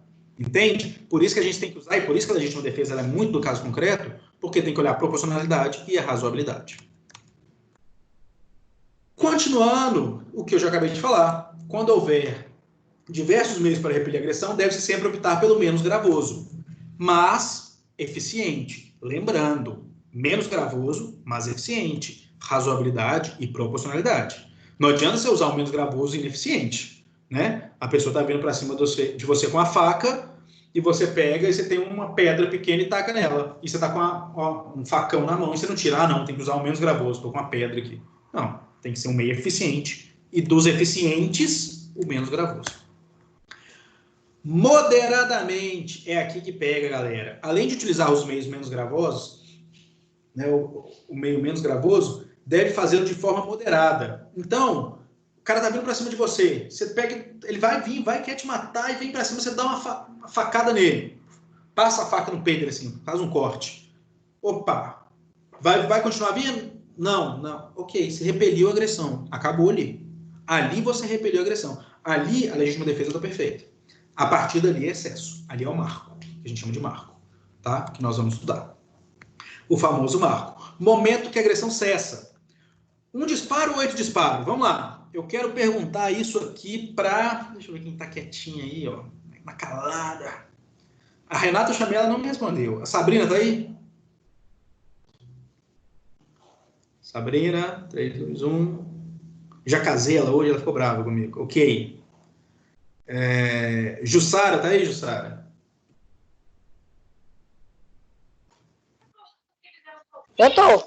Jussara, me responda uma coisa. Uma pessoa que dá 8 tiros na outra é legítima defesa? Lembrando que a gente tem que usar os meios para repelir a agressão moderadamente. Você acha que 8 tiros é legítima defesa? Acredito que sim. É legítima defesa. Dar 8 tiros numa pessoa é legítima defesa? Depende da situação, né? Depende da situação. Então me explica como assim? Se eu estiver correndo risco, por exemplo, se eu estiver correndo risco, eu prefiro ele morto do que eu, né? Não, entendi. Tá certo. A sua resposta tá certa, tá? Por quê, gente? Muitas vezes, 1 tiro é o suficiente para repelir a agressão. Muitas vezes, 8 tiros não são suficientes para repelir a agressão.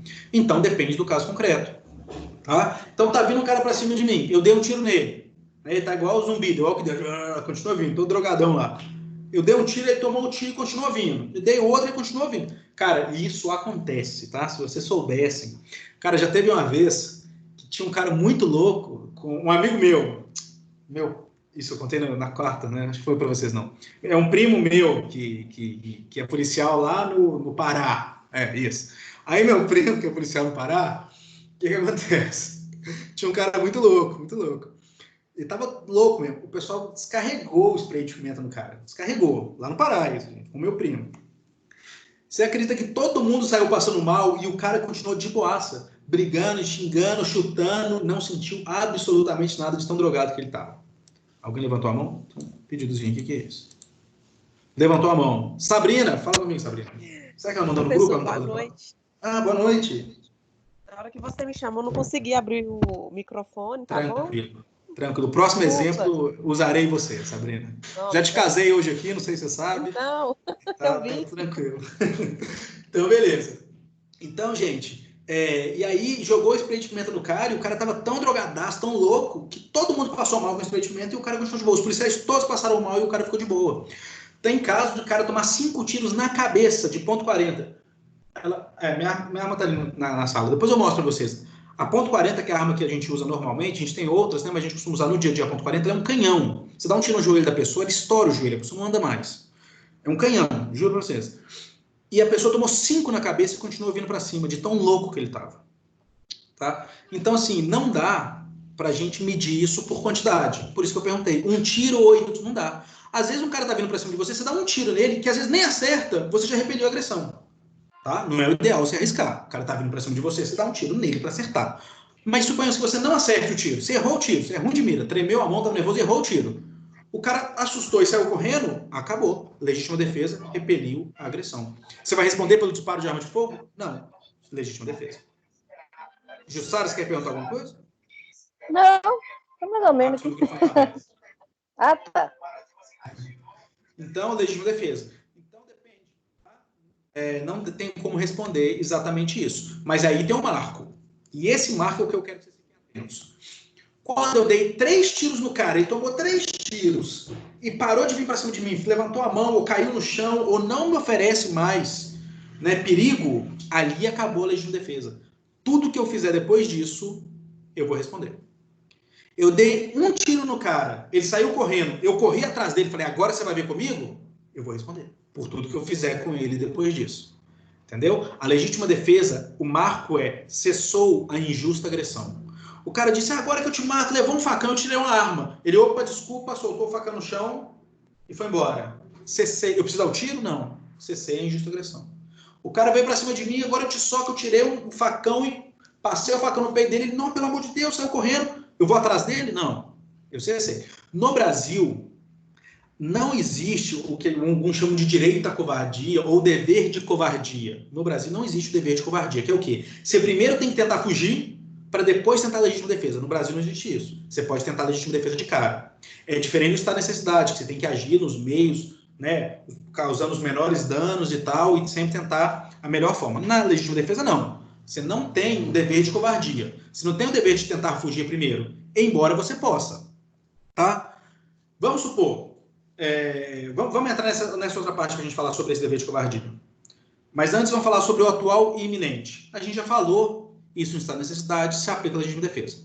Está acontecendo ou estar para acontecer em breve, não aceitando também remota ou futura. Ah, eu vou te matar daqui a um tempo, você vai ver comigo, né? Remoto, futuro, ou que já passou, agressão que já passou também não aceita. Né? A pessoa foi lá, te bateu, você caiu no chão se sentindo humilhado, você vai em casa, depois volta para... Não, isso não é legítima defesa. Tá? Então, vamos lá. O preso, um exemplo para vocês. Um preso sofre ameaça e fala o seguinte com ele. Ô, preso, seguinte, os outros presos vão com ele. Nós vamos fazer uma rebelião aqui amanhã, tá? Eu vou iniciar essa rebelião. E nós vamos te matar nessa rebelião. Você vai ver, nós vamos tomar a cadeia, mas também vamos aproveitar e vamos te matar. O que esse cara fala? Fala assim, poxa, caramba, tá louco, eu vou morrer aqui, o cara prometeu de morte, tal, amanhã vamos fazer rebelião. Ele vai lá e mata o líder, o cara que falou que ia causar a rebelião. Legítima defesa ou não? Um de cada vez? Acho que sim. Então, gente, neste caso, não. Por quê? Porque sempre que você tiver meios do Estado de proteger, você tem que utilizá-los. Nesse caso, não estava acontecendo uma rebelião e aí iam matar ele na rebelião. Não. Nesse caso, prometeram que no dia seguinte iam fazer uma rebelião e iam matar ele. Ele teve tempo de chamar os agentes penais, a polícia penal agora, os agentes penitenciários, carcereiro, o que for, e avisar para eles que ia acontecer rebelião. Ele teve tempo de pedir ajuda, de falar com o diretor, ele teve tempo de fazer isso tudo. Era no dia seguinte, não é iminente. Tomem cuidado com isso. Ele tinha meios para o Estado protegê-lo. Então ele não precisava ter feito o que ele fez. Ele poderia agir com os meios para o Estado protegê-lo. Tá bom? Uma outra coisa que vocês têm que ficar atento na legítima defesa é que o fato da pessoa poder fugir não descaracteriza a legítima defesa. Ah, você podia ter saído correndo? Podia. Mas eu enfrentei e me defendi. Não descaracteriza a legítima defesa. Ah, o cara veio correndo pra cima de você com um facão. Pô, o cara tem, como eu falei, lutador de MMA, 2,15 m, pesadão. Ele não aguenta, mal ele aguenta andar. Ele anda até arrastando, assim, nem levanta o pé. Você, corredor profissional. O cara veio pra cima de você, você podia sair correndo? Podia. Mas eu tinha uma arma, tirei uma arma e dei um tiro nele. Legítima defesa. Não é, como eu disse, no Brasil não existe, né, a obrigação de covardia. Você não é obrigado a primeiro tentar fugir para depois legítima defesa. Você pode já agir com legítima defesa de primeira. Continuando a nossa legítima defesa. Legítima defesa de terceiros. Então, olha, eu pus o exemplo do João aqui, eu nem sabia. Nossa, Deus, eu ainda pus um Rafael. Tem Rafael na sala? Não, né? Só o João mesmo que eu estou matando. Enfim. Legítima defesa de terceiro. Quero matar o João há 6 meses. Tem 6 meses que eu falo assim, João, vou te matar, parceiro. Fica dando de bobo aí. E eu sei que o João vai matar o meu amigo Rafael. Eu ouvi assim, o João vai matar meu amigo Rafael. E eu tô querendo matar ele há 6 meses. Quando ele tá indo lá para matar o Rafael, eu vou e dou um tiro nele e mato ele antes de ele matar o Rafael. Ele levanta a arma para matar o Rafael, ele tá indo. Ele aponta a arma pro Rafael e fala, Rafael, agora eu vou te matar. Eu vou, atiro e mato ele. Legítima defesa de terceiro, sim ou não? Um de cada vez. Sim. Não. Eu gosto disso. Eu gosto disso. Não. Eu gosto disso quando tem divergências. Então, gente, vamos para o mundo real? No mundo real, sim.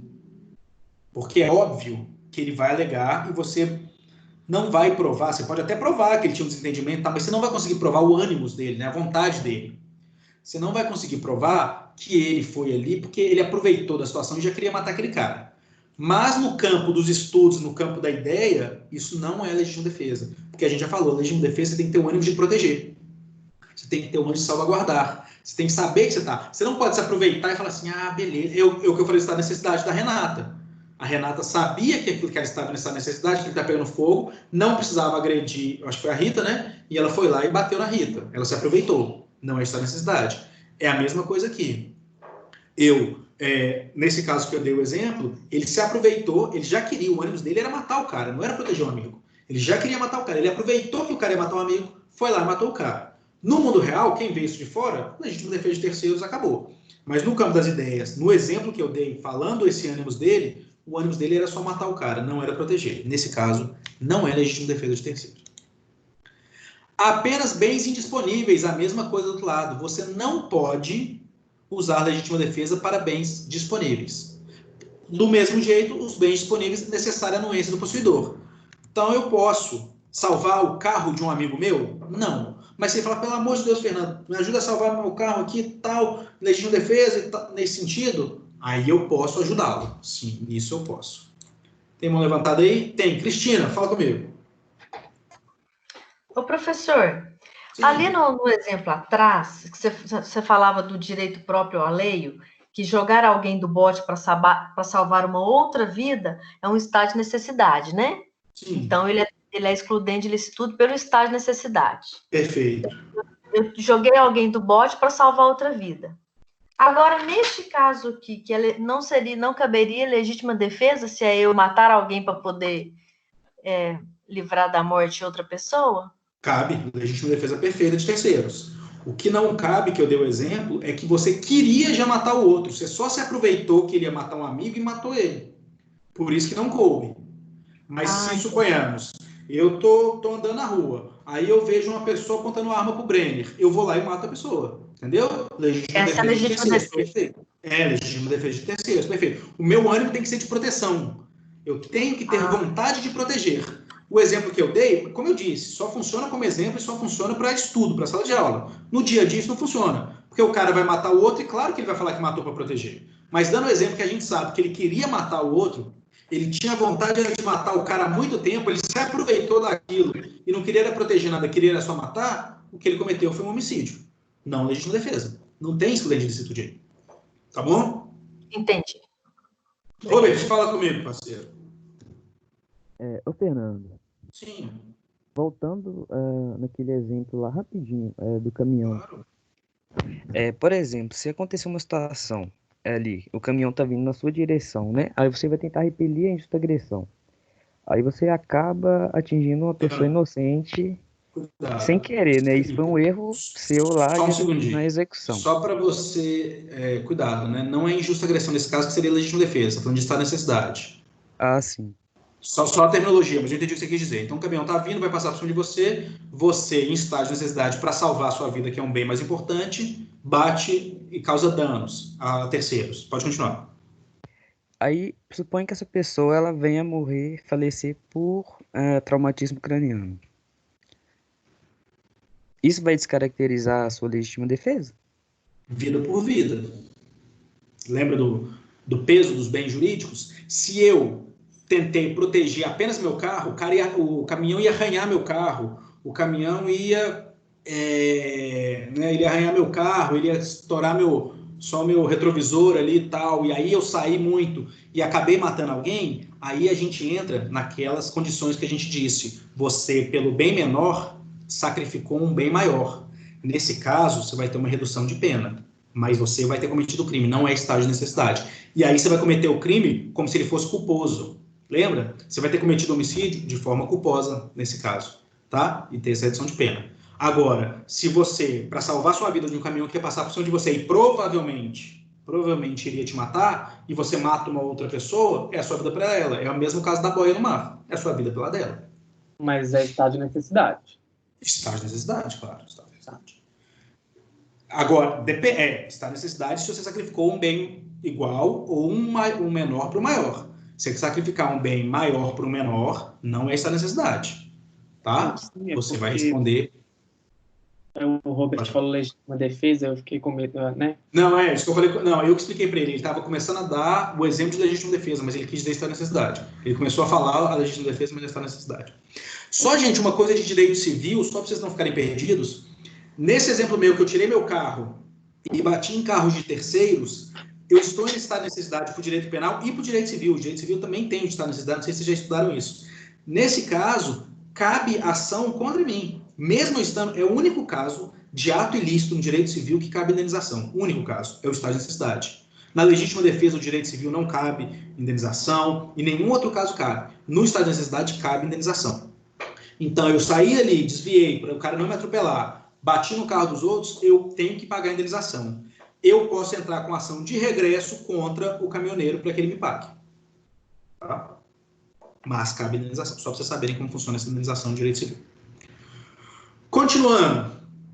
A legítima defesa é apenas para bens indisponíveis, né? A vida e tal. Se for um bem disponível, tem que ter anuência do possuidor. Me ajuda a salvar meu carro, me ajuda a salvar isso, me ajuda a salvar aquilo, tem que ter a anuência dele. Agressão de inimputável. Então, gente, essa aqui é uma divergência doutrinária. O que vocês acham, gente? O inimputável tá cometendo uma agressão. Você pode agir em legítima defesa? Eu acho que sim, porque embora ele seja inimputável, é vida pela vida. Uma criança de 3 anos, Brenner, vem pra cima de você com uma faca. Não, mas é diferente. Ah, tá. Inimputável. Entendi. Mas você respondeu certo. Você Situação, respondeu certo. Por isso que lá embaixo está escrito, é necessário extremo cuidado. Né? Uma criança de 3 anos vindo para você com uma faca pode ser uma agressão? Pode. Injusto? Sim. O que você vai fazer? Você vai repelir. Só que você não vai dar um tiro na cabeça da criança. É uma criança de 3 anos. Você dá um bicudo na cara dela. Não está sendo mal não, tá, gente? Só estou mostrando para vocês como funciona. Você segura a mãozinha dela. 3 anos é muito pouco, não é nem um bicudo de verdade. Você segura a mão dela. Uma criança de 11 anos, já maiorzinho um pouco, vindo com a faca, você dá um chute nele. Entendeu? É diferente. Ah, mas e o louco? O inimputável porque ele é doido. Ele é doido, mas ele vai vir com o facão pra cima de você e vai te matar, parceiro. O inimputável tá lá doidão, com o facão vindo pra cima de você lá, louco de tudo. Você vai o quê? Ah, não, ele é inimputável, não vou fazer nada. O que eu vou fazer nada? Se tirar a arma, dá um tiro na cabeça dele, pô. É lógico. Tá? Ele é inimputável, mas ele causa o mal. Por mais que ele não tenha consciência do mal que ele está causando, ele causa o mal. Então, cabe a legítima defesa contra os inimputáveis, os menores, os loucos, né? Todos os inimputáveis, cabe a legítima defesa contra eles. Mas com extremo cuidado. De novo, razoabilidade.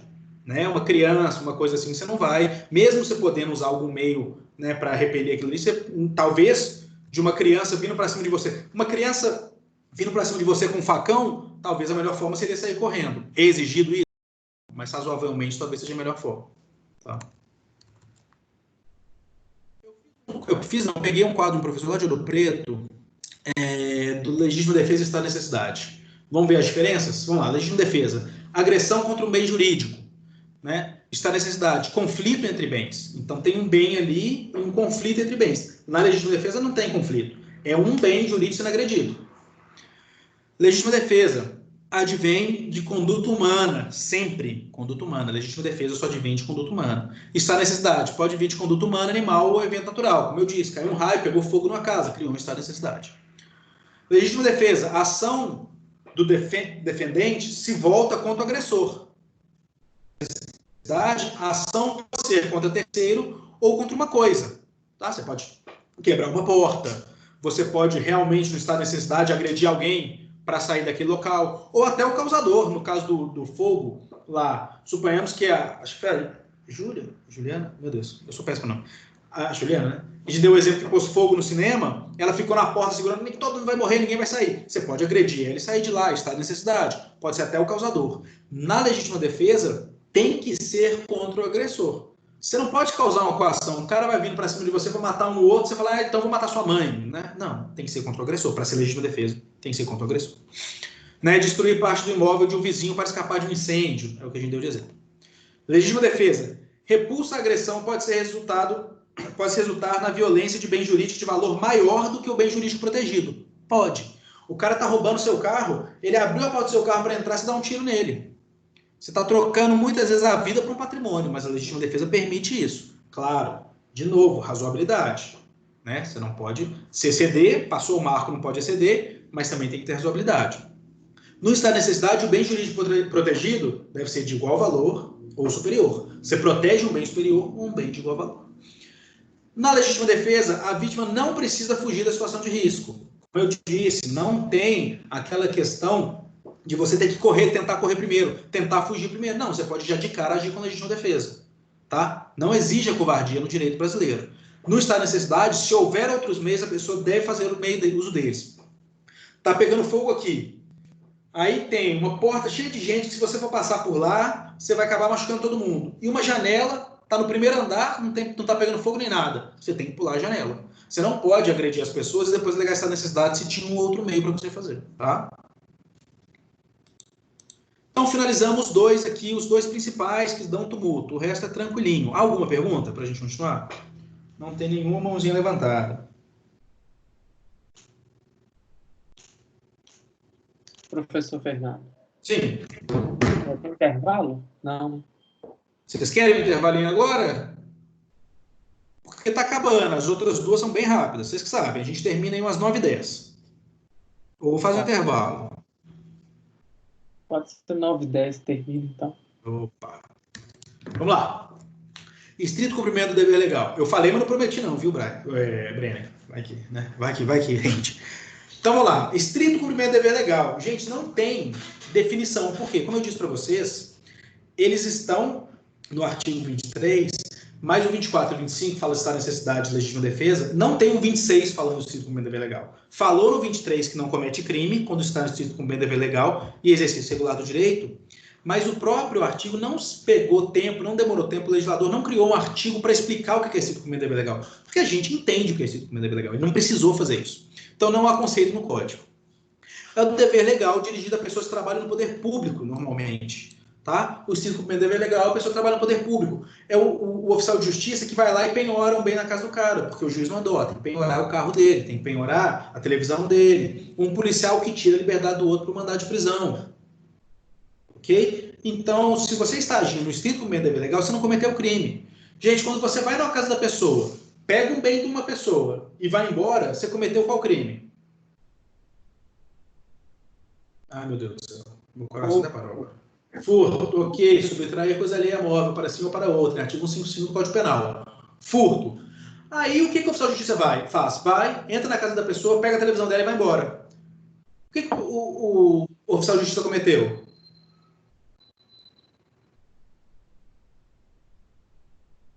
Ué, Você também, ó? Não, é mediante justiça, o quê? ele não cometeu nenhum crime. Por quê? Ele cometeu o fato típico? Sim, exatamente. Conduta, ir até a casa da pessoa e subtrair coisa alheia móvel. Ok, essa foi a conduta dele, até lá. Resultado, subtração do bem, né? O bem deixar de ser propriedade do antigo dono. Nexo causal, foi a conduta dele que fez o cara deixar de ter aquele patrimônio? Foi a conduta do oficial de justiça. Ok, tipicidade, tem um artigo que fala isso? Tem. Artigo 155, subtrair coisa alheia móvel para si ou para outra. Ok, é um fato típico. Mas é ilícito? Não. Por quê? Porque ele agiu no estrito cumprimento do dever legal. Então a gente para de analisar, não é crime mais. É fato típico, mas não é ilícito. Isso que é muito tranquilo de entender. Então, o policial pode prender alguém em flagrante? Pode, tira a liberdade da pessoa, mas não pode exceder. Prendi em flagrante, torturei, agredi. Não. Usei dos meios necessários. O cara tentou fugir, eu segurei, joguei ele no chão, ele tentou me agredir, eu travei ele, eu algemei. Os meios necessários para repelir aquilo. Mas depois dele algemar, tá preso, acabou, eu não posso agredir, eu não posso torturar. Porque isso tudo é excesso do meu cumprimento do dever legal. O oficial de justiça, busca e apreensão em um carro. Aí ele vai e fala assim, ó, esse cara tá cheio de dívida, daqui a pouco vão ter que aprender o outro dele, vou levar os dois de uma vez. Ué, não. Você tem que ir lá cumprir a busca e apreensão do carro que está penhorado. Né? Ou não penhorado, no caso, mas você vai fazer a busca e apreensão do veículo.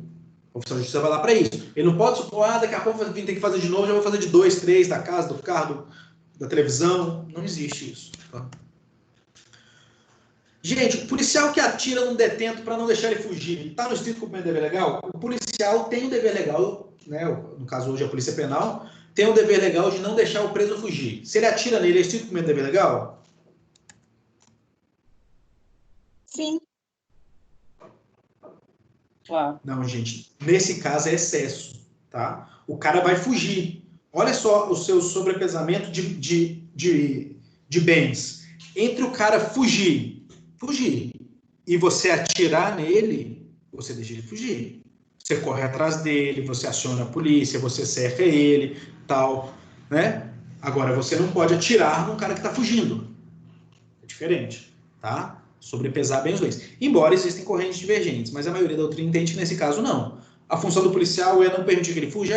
Então que você tem outros meios, que você o algeme, que você deixa numa sala trancada, que você faça dos meios legais, desde que não seja tortura ou tudo. Mas se você não conseguiu e o cara fugiu, você não pode atirar nele. Você pode correr atrás dele, você pode tentar, né, pular nele, segurar ele, cercar, tudo isso para pegá-lo de volta, mas não atirar nele. Isso, gente, nós finalizamos o estrito cumprimento do dever legal, que se fecha com o exercício regular do direito. O que é isso? Você tem um direito advindo do direito civil, do direito penal, do direito tributário, do direito administrativo. Se a lei te deu um direito e você está só cumprindo esse direito, acho que, deixa eu ver, é o Dário de novo. Dário, você vai falar alguma coisa? O microfone está ativo, vou te mutar aqui, depois você desmuta. Você está só cumprindo o seu direito legal que a lei te deu. Vou dar um exemplo de civil clássico. Olha isso. Eu viro pro... Dário, você quer falar alguma coisa, cara? Não está saindo seu som aí, está saindo só o Thiago. Eu viro pro Brenner e falo assim, Brenner, se você não me pagar, eu vou entrar com uma ação contra você. Aí o Brenner se sente ameaçado. Fala que foi coagido, fala que foi ameaçado. Não há ameaça nisso. Eu estou no estrito cumprimento do dever legal. Um outro exemplo civil, para o Brenner, não, aliás, para a Bruna agora. Bruna, se você não seguir no Instagram, o @professor Fernando Batista, eu vou cobrar aquela dívida que você tem comigo. Posso fazer isso? Não tem nada a ver uma coisa com a outra. Posso fazer isso, que eu estou no estrito cumprimento do dever legal. Sim? Olha só, vejam bem, isso aqui é mais matéria de civil, mas encaixa aqui. Eu não posso pôr uma faixa te constrangendo, falando que você me deve, paga sua coloteira, né, colocar um carro de som e tudo. Eu não posso fazer isso, claro, porque eu estou excedendo e te humilhando. Mas eu posso virar para você e falar, Bruna, se você... Porque eu estou te ameaçando de cumprir um direito que eu tenho, que é entrar com uma ação contra você. Você simplesmente pode falar assim, não vou te seguir. E eu vou te falar, ok, vou entrar com uma ação. Você não pode alegar que você está sendo coagida, porque você deve, e o direito meu é cobrar aquela dívida. Ok? Eu cheguei só para você e falei, Bruna, se você não me seguir no Instagram, eu vou te cobrar uma dívida. E você fala, não vou te seguir. Eu falo, ok, vou exercer meu direito de cobrar a dívida. Sim, não agora... há uma coação nisso. Entende? Entendi. Então, nesse caso, é o exercício regular do direito. Tá? No penal, ele se utiliza de outras formas. Olha só, primeiro, não há conceito no código, como eu já disse para vocês. E a norma pode ser direito civil, penal ou administrativo. Atletas de MMA, gente. Os caras entram no ringue, o que eles cometem um com o outro? Lutador de boxe, atleta de MMA. Eles cometem um com o outro diversas agressões, até de grau grave e gravíssimo. Agressões leves, graves e gravíssimas. Era para sair todo mundo preso. Mas eles estão no estrito cumprimento do dever legal. Perdão, eles estão no exercício regular do direito. É o direito deles serem atletas daquele esporte. Brenner, já vou deixar você falar, Brenner. É o direito deles ser atleta daquele esporte. Eles assinaram e tal para isso. E se um cara matar o outro no boxe, dentro do boxe, um mata o outro dentro das regras do boxe, porque o cara não pode estar, tô no luta de MMA, tiro a arma e dou um tiro na cabeça do cara. Óbvio que ele vai responder por homicídio. Mas o cara tá no MMA, estão lutando. Ele lutou, o juiz não parou a luta, ele deu um soco no cara, traumatismo craniano, o cara caiu, morreu, ele não responde por crime nenhum. Tá? Ele tá no exercício regular do direito dele de ser um atleta de MMA. Ok? Brenner, pode falar. Então, professor, na verdade é isso que eu ia ver com o senhor. Por quê? E se ele se exceder? Por exemplo, digamos que o juiz falou, né, deu aquele esqueminha lá, aí se ele se exceda e acaba cometendo um homicídio. Vamos lá, Brenner, vamos responder agora.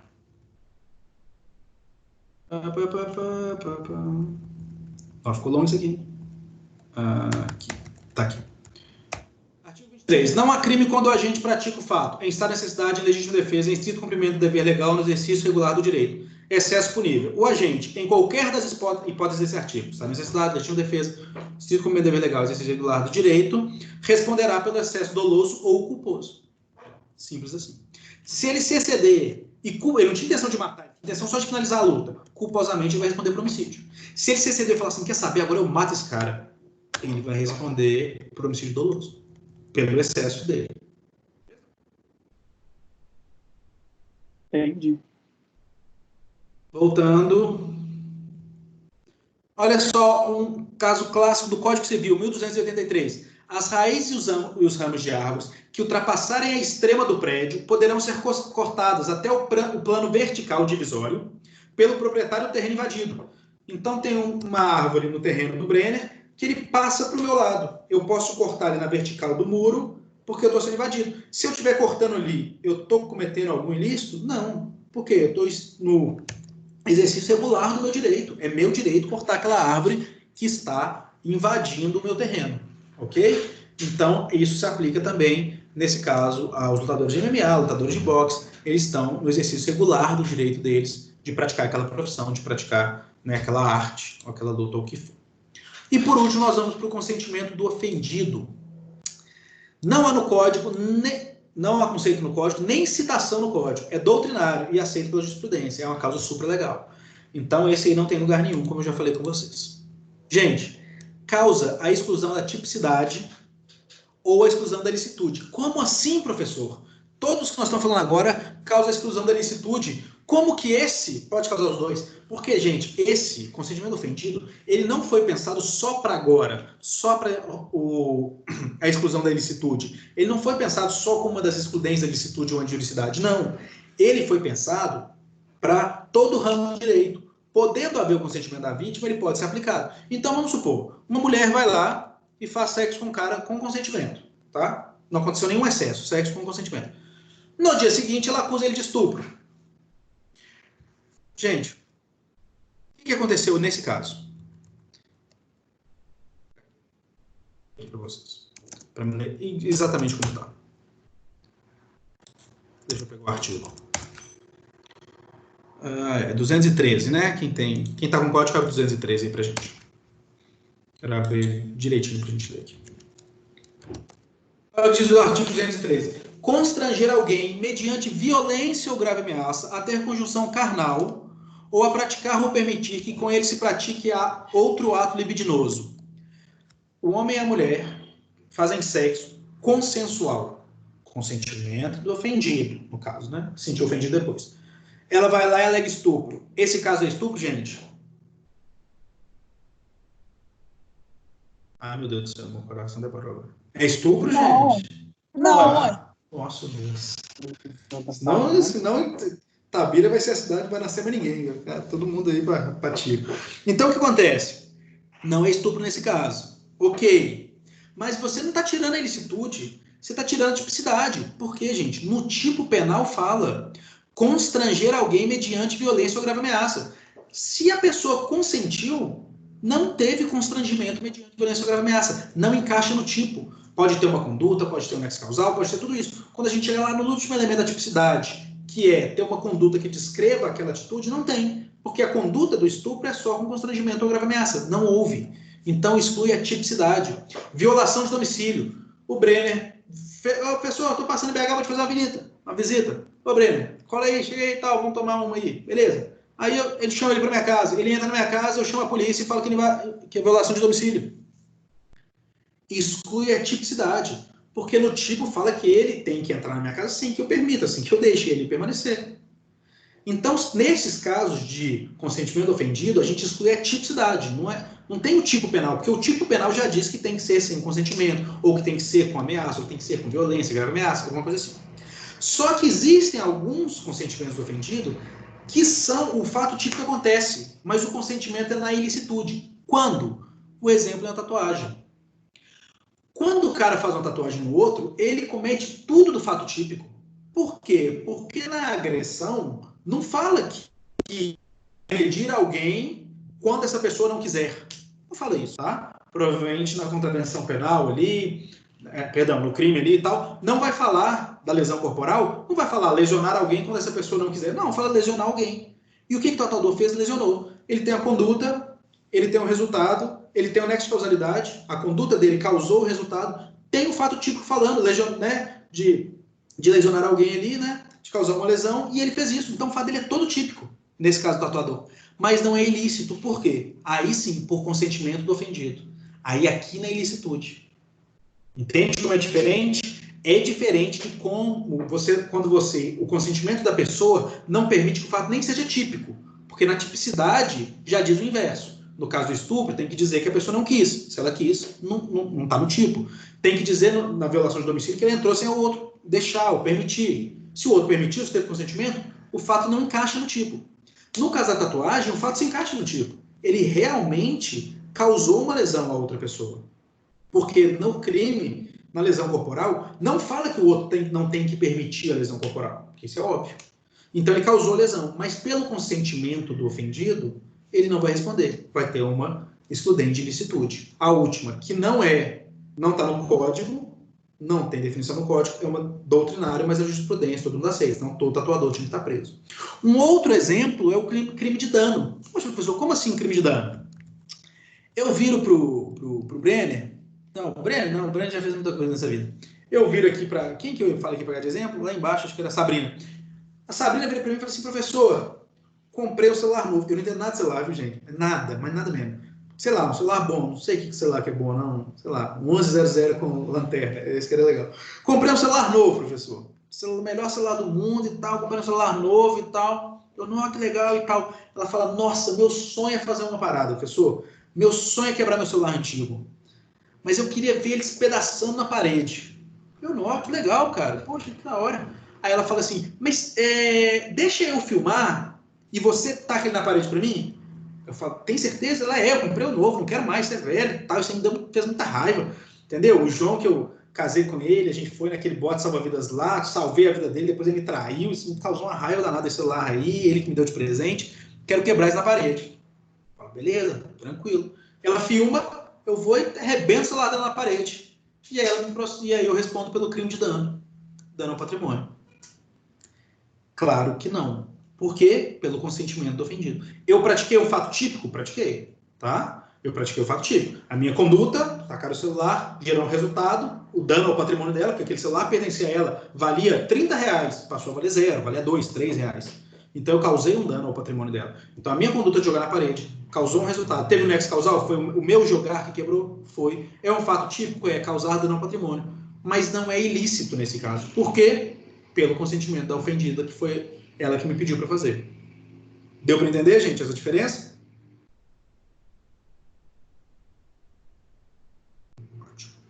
Fala, Vitória. Fala comigo. A Vitória levantou a mão. Sim.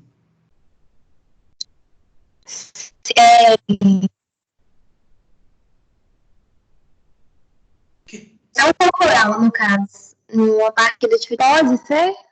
Desculpa, cortou seu áudio, Vitória. Não te ouvi. Repete, por favor.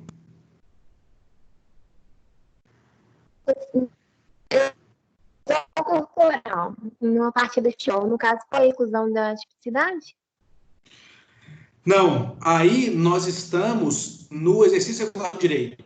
É a mesma coisa da luta de boxe.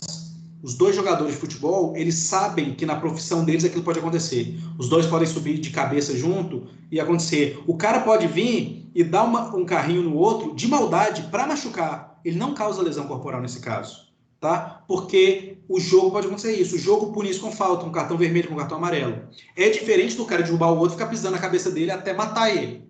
Aí é excesso.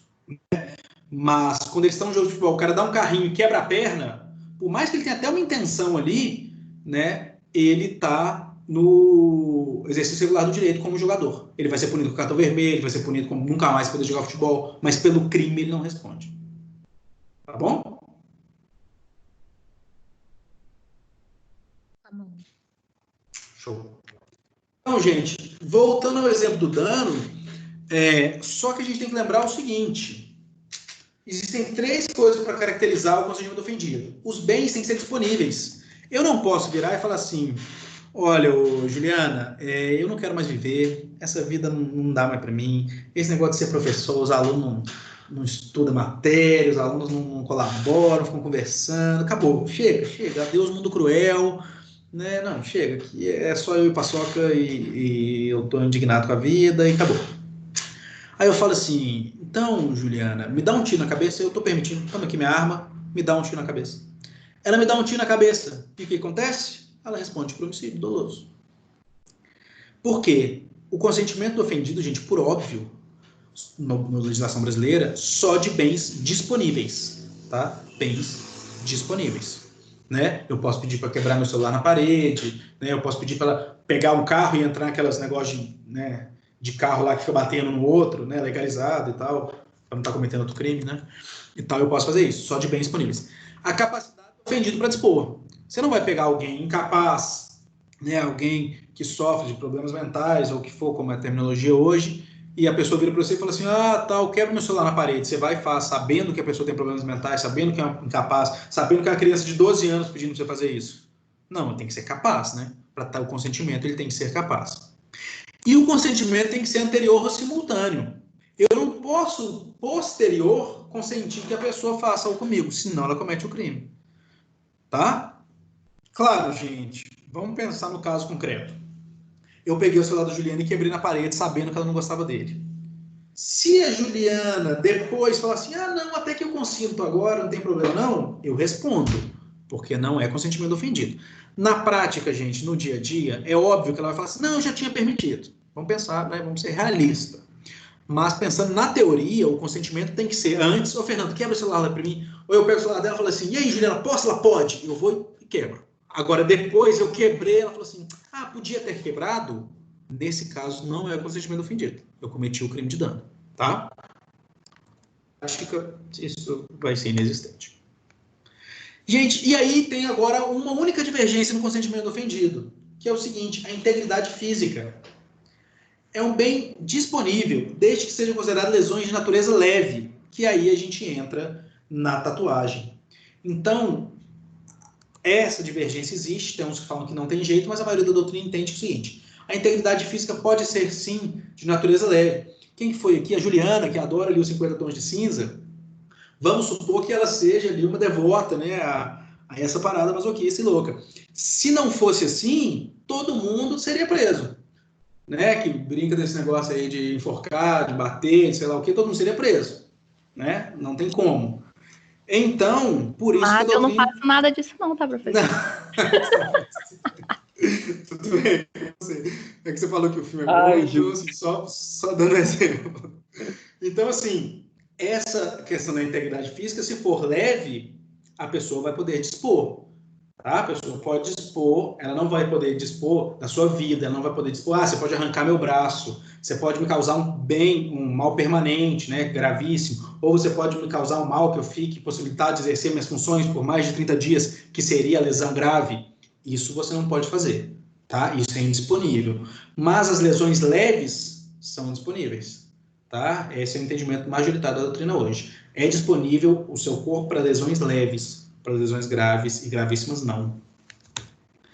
E assim, nós chegamos nos excessos nas causas de justificação. Antigamente, gente, esse excesso era só para legítima defesa. Hoje é o mesmo excesso para todos. E ele ficou bem simples de entender. Então, excesso na legítima defesa, eu coloquei aí, mas é para todos. A gente tem um excesso doloso. Então, lembra que a gente estudou o marco? A partir daqui, você acessou a lesão. Tudo que você fizer, tudo que você continuar no ataque, é um excesso. É o excesso doloso. Então, você tirou a arma e deu um tiro no cara. Que não acertou ele. Opa, desculpa, vou parar, parei. Ele sai correndo, você corre atrás dele e dá mais tiro nele. Tudo isso aqui você vai responder. Pelo que você causar, por homicídio, por lesão, por dano, pelo que você causar, com o seu excesso. E existe o excesso culposo. Gente, o excesso culposo, como assim, pessoal? Vamos lá. Você avalia mal a situação e acredita que ainda está sendo agredido ou pode ser agredido. Suponhamos, é um cara de MMA para cima de você. Um cara gigante, um monstro, ele vem correndo para cima de você. Você pega uma pedra e acerta a cabeça dele. Ele cai perto de você assim, ó. Aí você fala, cara... Aí ele começa a meio que se mexer assim, mas ele não tá mais, ele não vai mais te agredir. É comprovado depois que ele sofreu uma lesão gravíssima ali com a sua pancada, você acertou em cheio, você é um Davi acertando um Golias. Só que, cara, é um campeão de MMA, o cara é um monstro, ele tá deitado na sua frente, você não sabe que você acertou tão bem assim, que você teve essa sorte toda. O cara ainda tá meio que se mexendo, você fala, você tá louco, eu vou arriscar? Pega outra pedra e taca na cabeça dele. Então você vai responder nesse caso, a sua, de novo, entra a culpa imprópria. Por quê? A sua atitude de pegar uma pedra e tacar na cabeça dele foi culposa? Foi por imprudência, negligência, imperícia? Não, foi por dolo. Você quis. Só que a gente chama isso de excesso culposo. Por quê? Você avaliou mal a situação. e você acredita ainda que está sendo agredido ou que pode ser agredido, tá? Você vai responder culposamente pelas suas ações, mesmo tendo agido com dolo. Então, embora vai se dividir em duas partes, a desculpável e a indesculpável. O exemplo que eu dei, qualquer um cometeria. O cara de MMA, você acertou uma pedrada, foi super sorte. O cara tá gemendo ali na sua frente, rolando para um lado para o outro. Qualquer um pegaria uma outra pedra e tacaria nele. E o mesmo, o cara é um gigante, se ele levanta, ele está morto. E você ainda deixa ele com mais raiva ainda, que você está com uma pedra nele. E essa é desculpável, qualquer um faria. Então você tem isenção de pena, mesmo você tendo excedido. Passou o marco, você acabou, passou o marco, você cessou a injusta agressão, mas você tinha fatores que te fizessem acreditar, que fariam qualquer um acreditar que a agressão não tinha cessado. E aí você continua agindo, e mesmo tendo excesso, você está isento de pena. Agora, se é indesculpável, você fala assim, não, o cara até podia pensar, o cara de MMA, mas, pô, o cara tá todo sangrando, tá estourada a cabeça dele, assim, né? Dava pra ver que ele não ia levantar, ele tava só gemendo, tentando ficar em pé, mas tava tonto, tava caindo. Não precisava ter feito mais. Você pega uma outra pedra e taca nele, se você matar, você responde um homicídio culposo, você responde pelo crime que você cometeu no excesso ali, mas de forma culposa. Se houver previsão legal. Se o crime que você está cometendo, se for um dano, não existe dano culposo. Mas se o crime que você estiver cometendo tiver a prescrição, a forma culposa, você responde por ele. Por quê que é culpa imprópria? Porque você está agindo com dolo. Você quer fazer. Mas, por política criminal, falou, não, peraí. Nesse caso aí, né, é até assim, desculpável. Ninguém imaginou que isso ia acontecer. Mas vamos jogar a culpa aqui. É o caso que a gente deu também no estágio de necessidade. Tá? Alguém gritou fogo, você saiu correndo. Igual um louco machucando as pessoas, mas todo mundo saiu correndo, pô, é desculpável. Todo mundo. Se agrediu as pessoas, saiu correndo, bateu as pessoas, mas todo mundo faria isso. Isenção de pena. Foi putativo, foi imaginário. Agora, é indesculpável. Só você saiu correndo, todo mundo rindo e tal. Indesculpável. Você agrediu as pessoas, você agrediu por dolo. Você quis bater para as pessoas saírem na sua frente. Mas você vai responder por culpa. Tá? Por que fazem isso? Política criminal. Para não punir tanto um agente, porque realmente ele não quis cometer aqueles crimes. Ele cometeu porque ele achou que ele estava em um estado de necessidade. Putativo nesse caso. E fim a nossa matéria de hoje. Deixa eu parar aqui, para não ficar muito grande. Parar a gravação.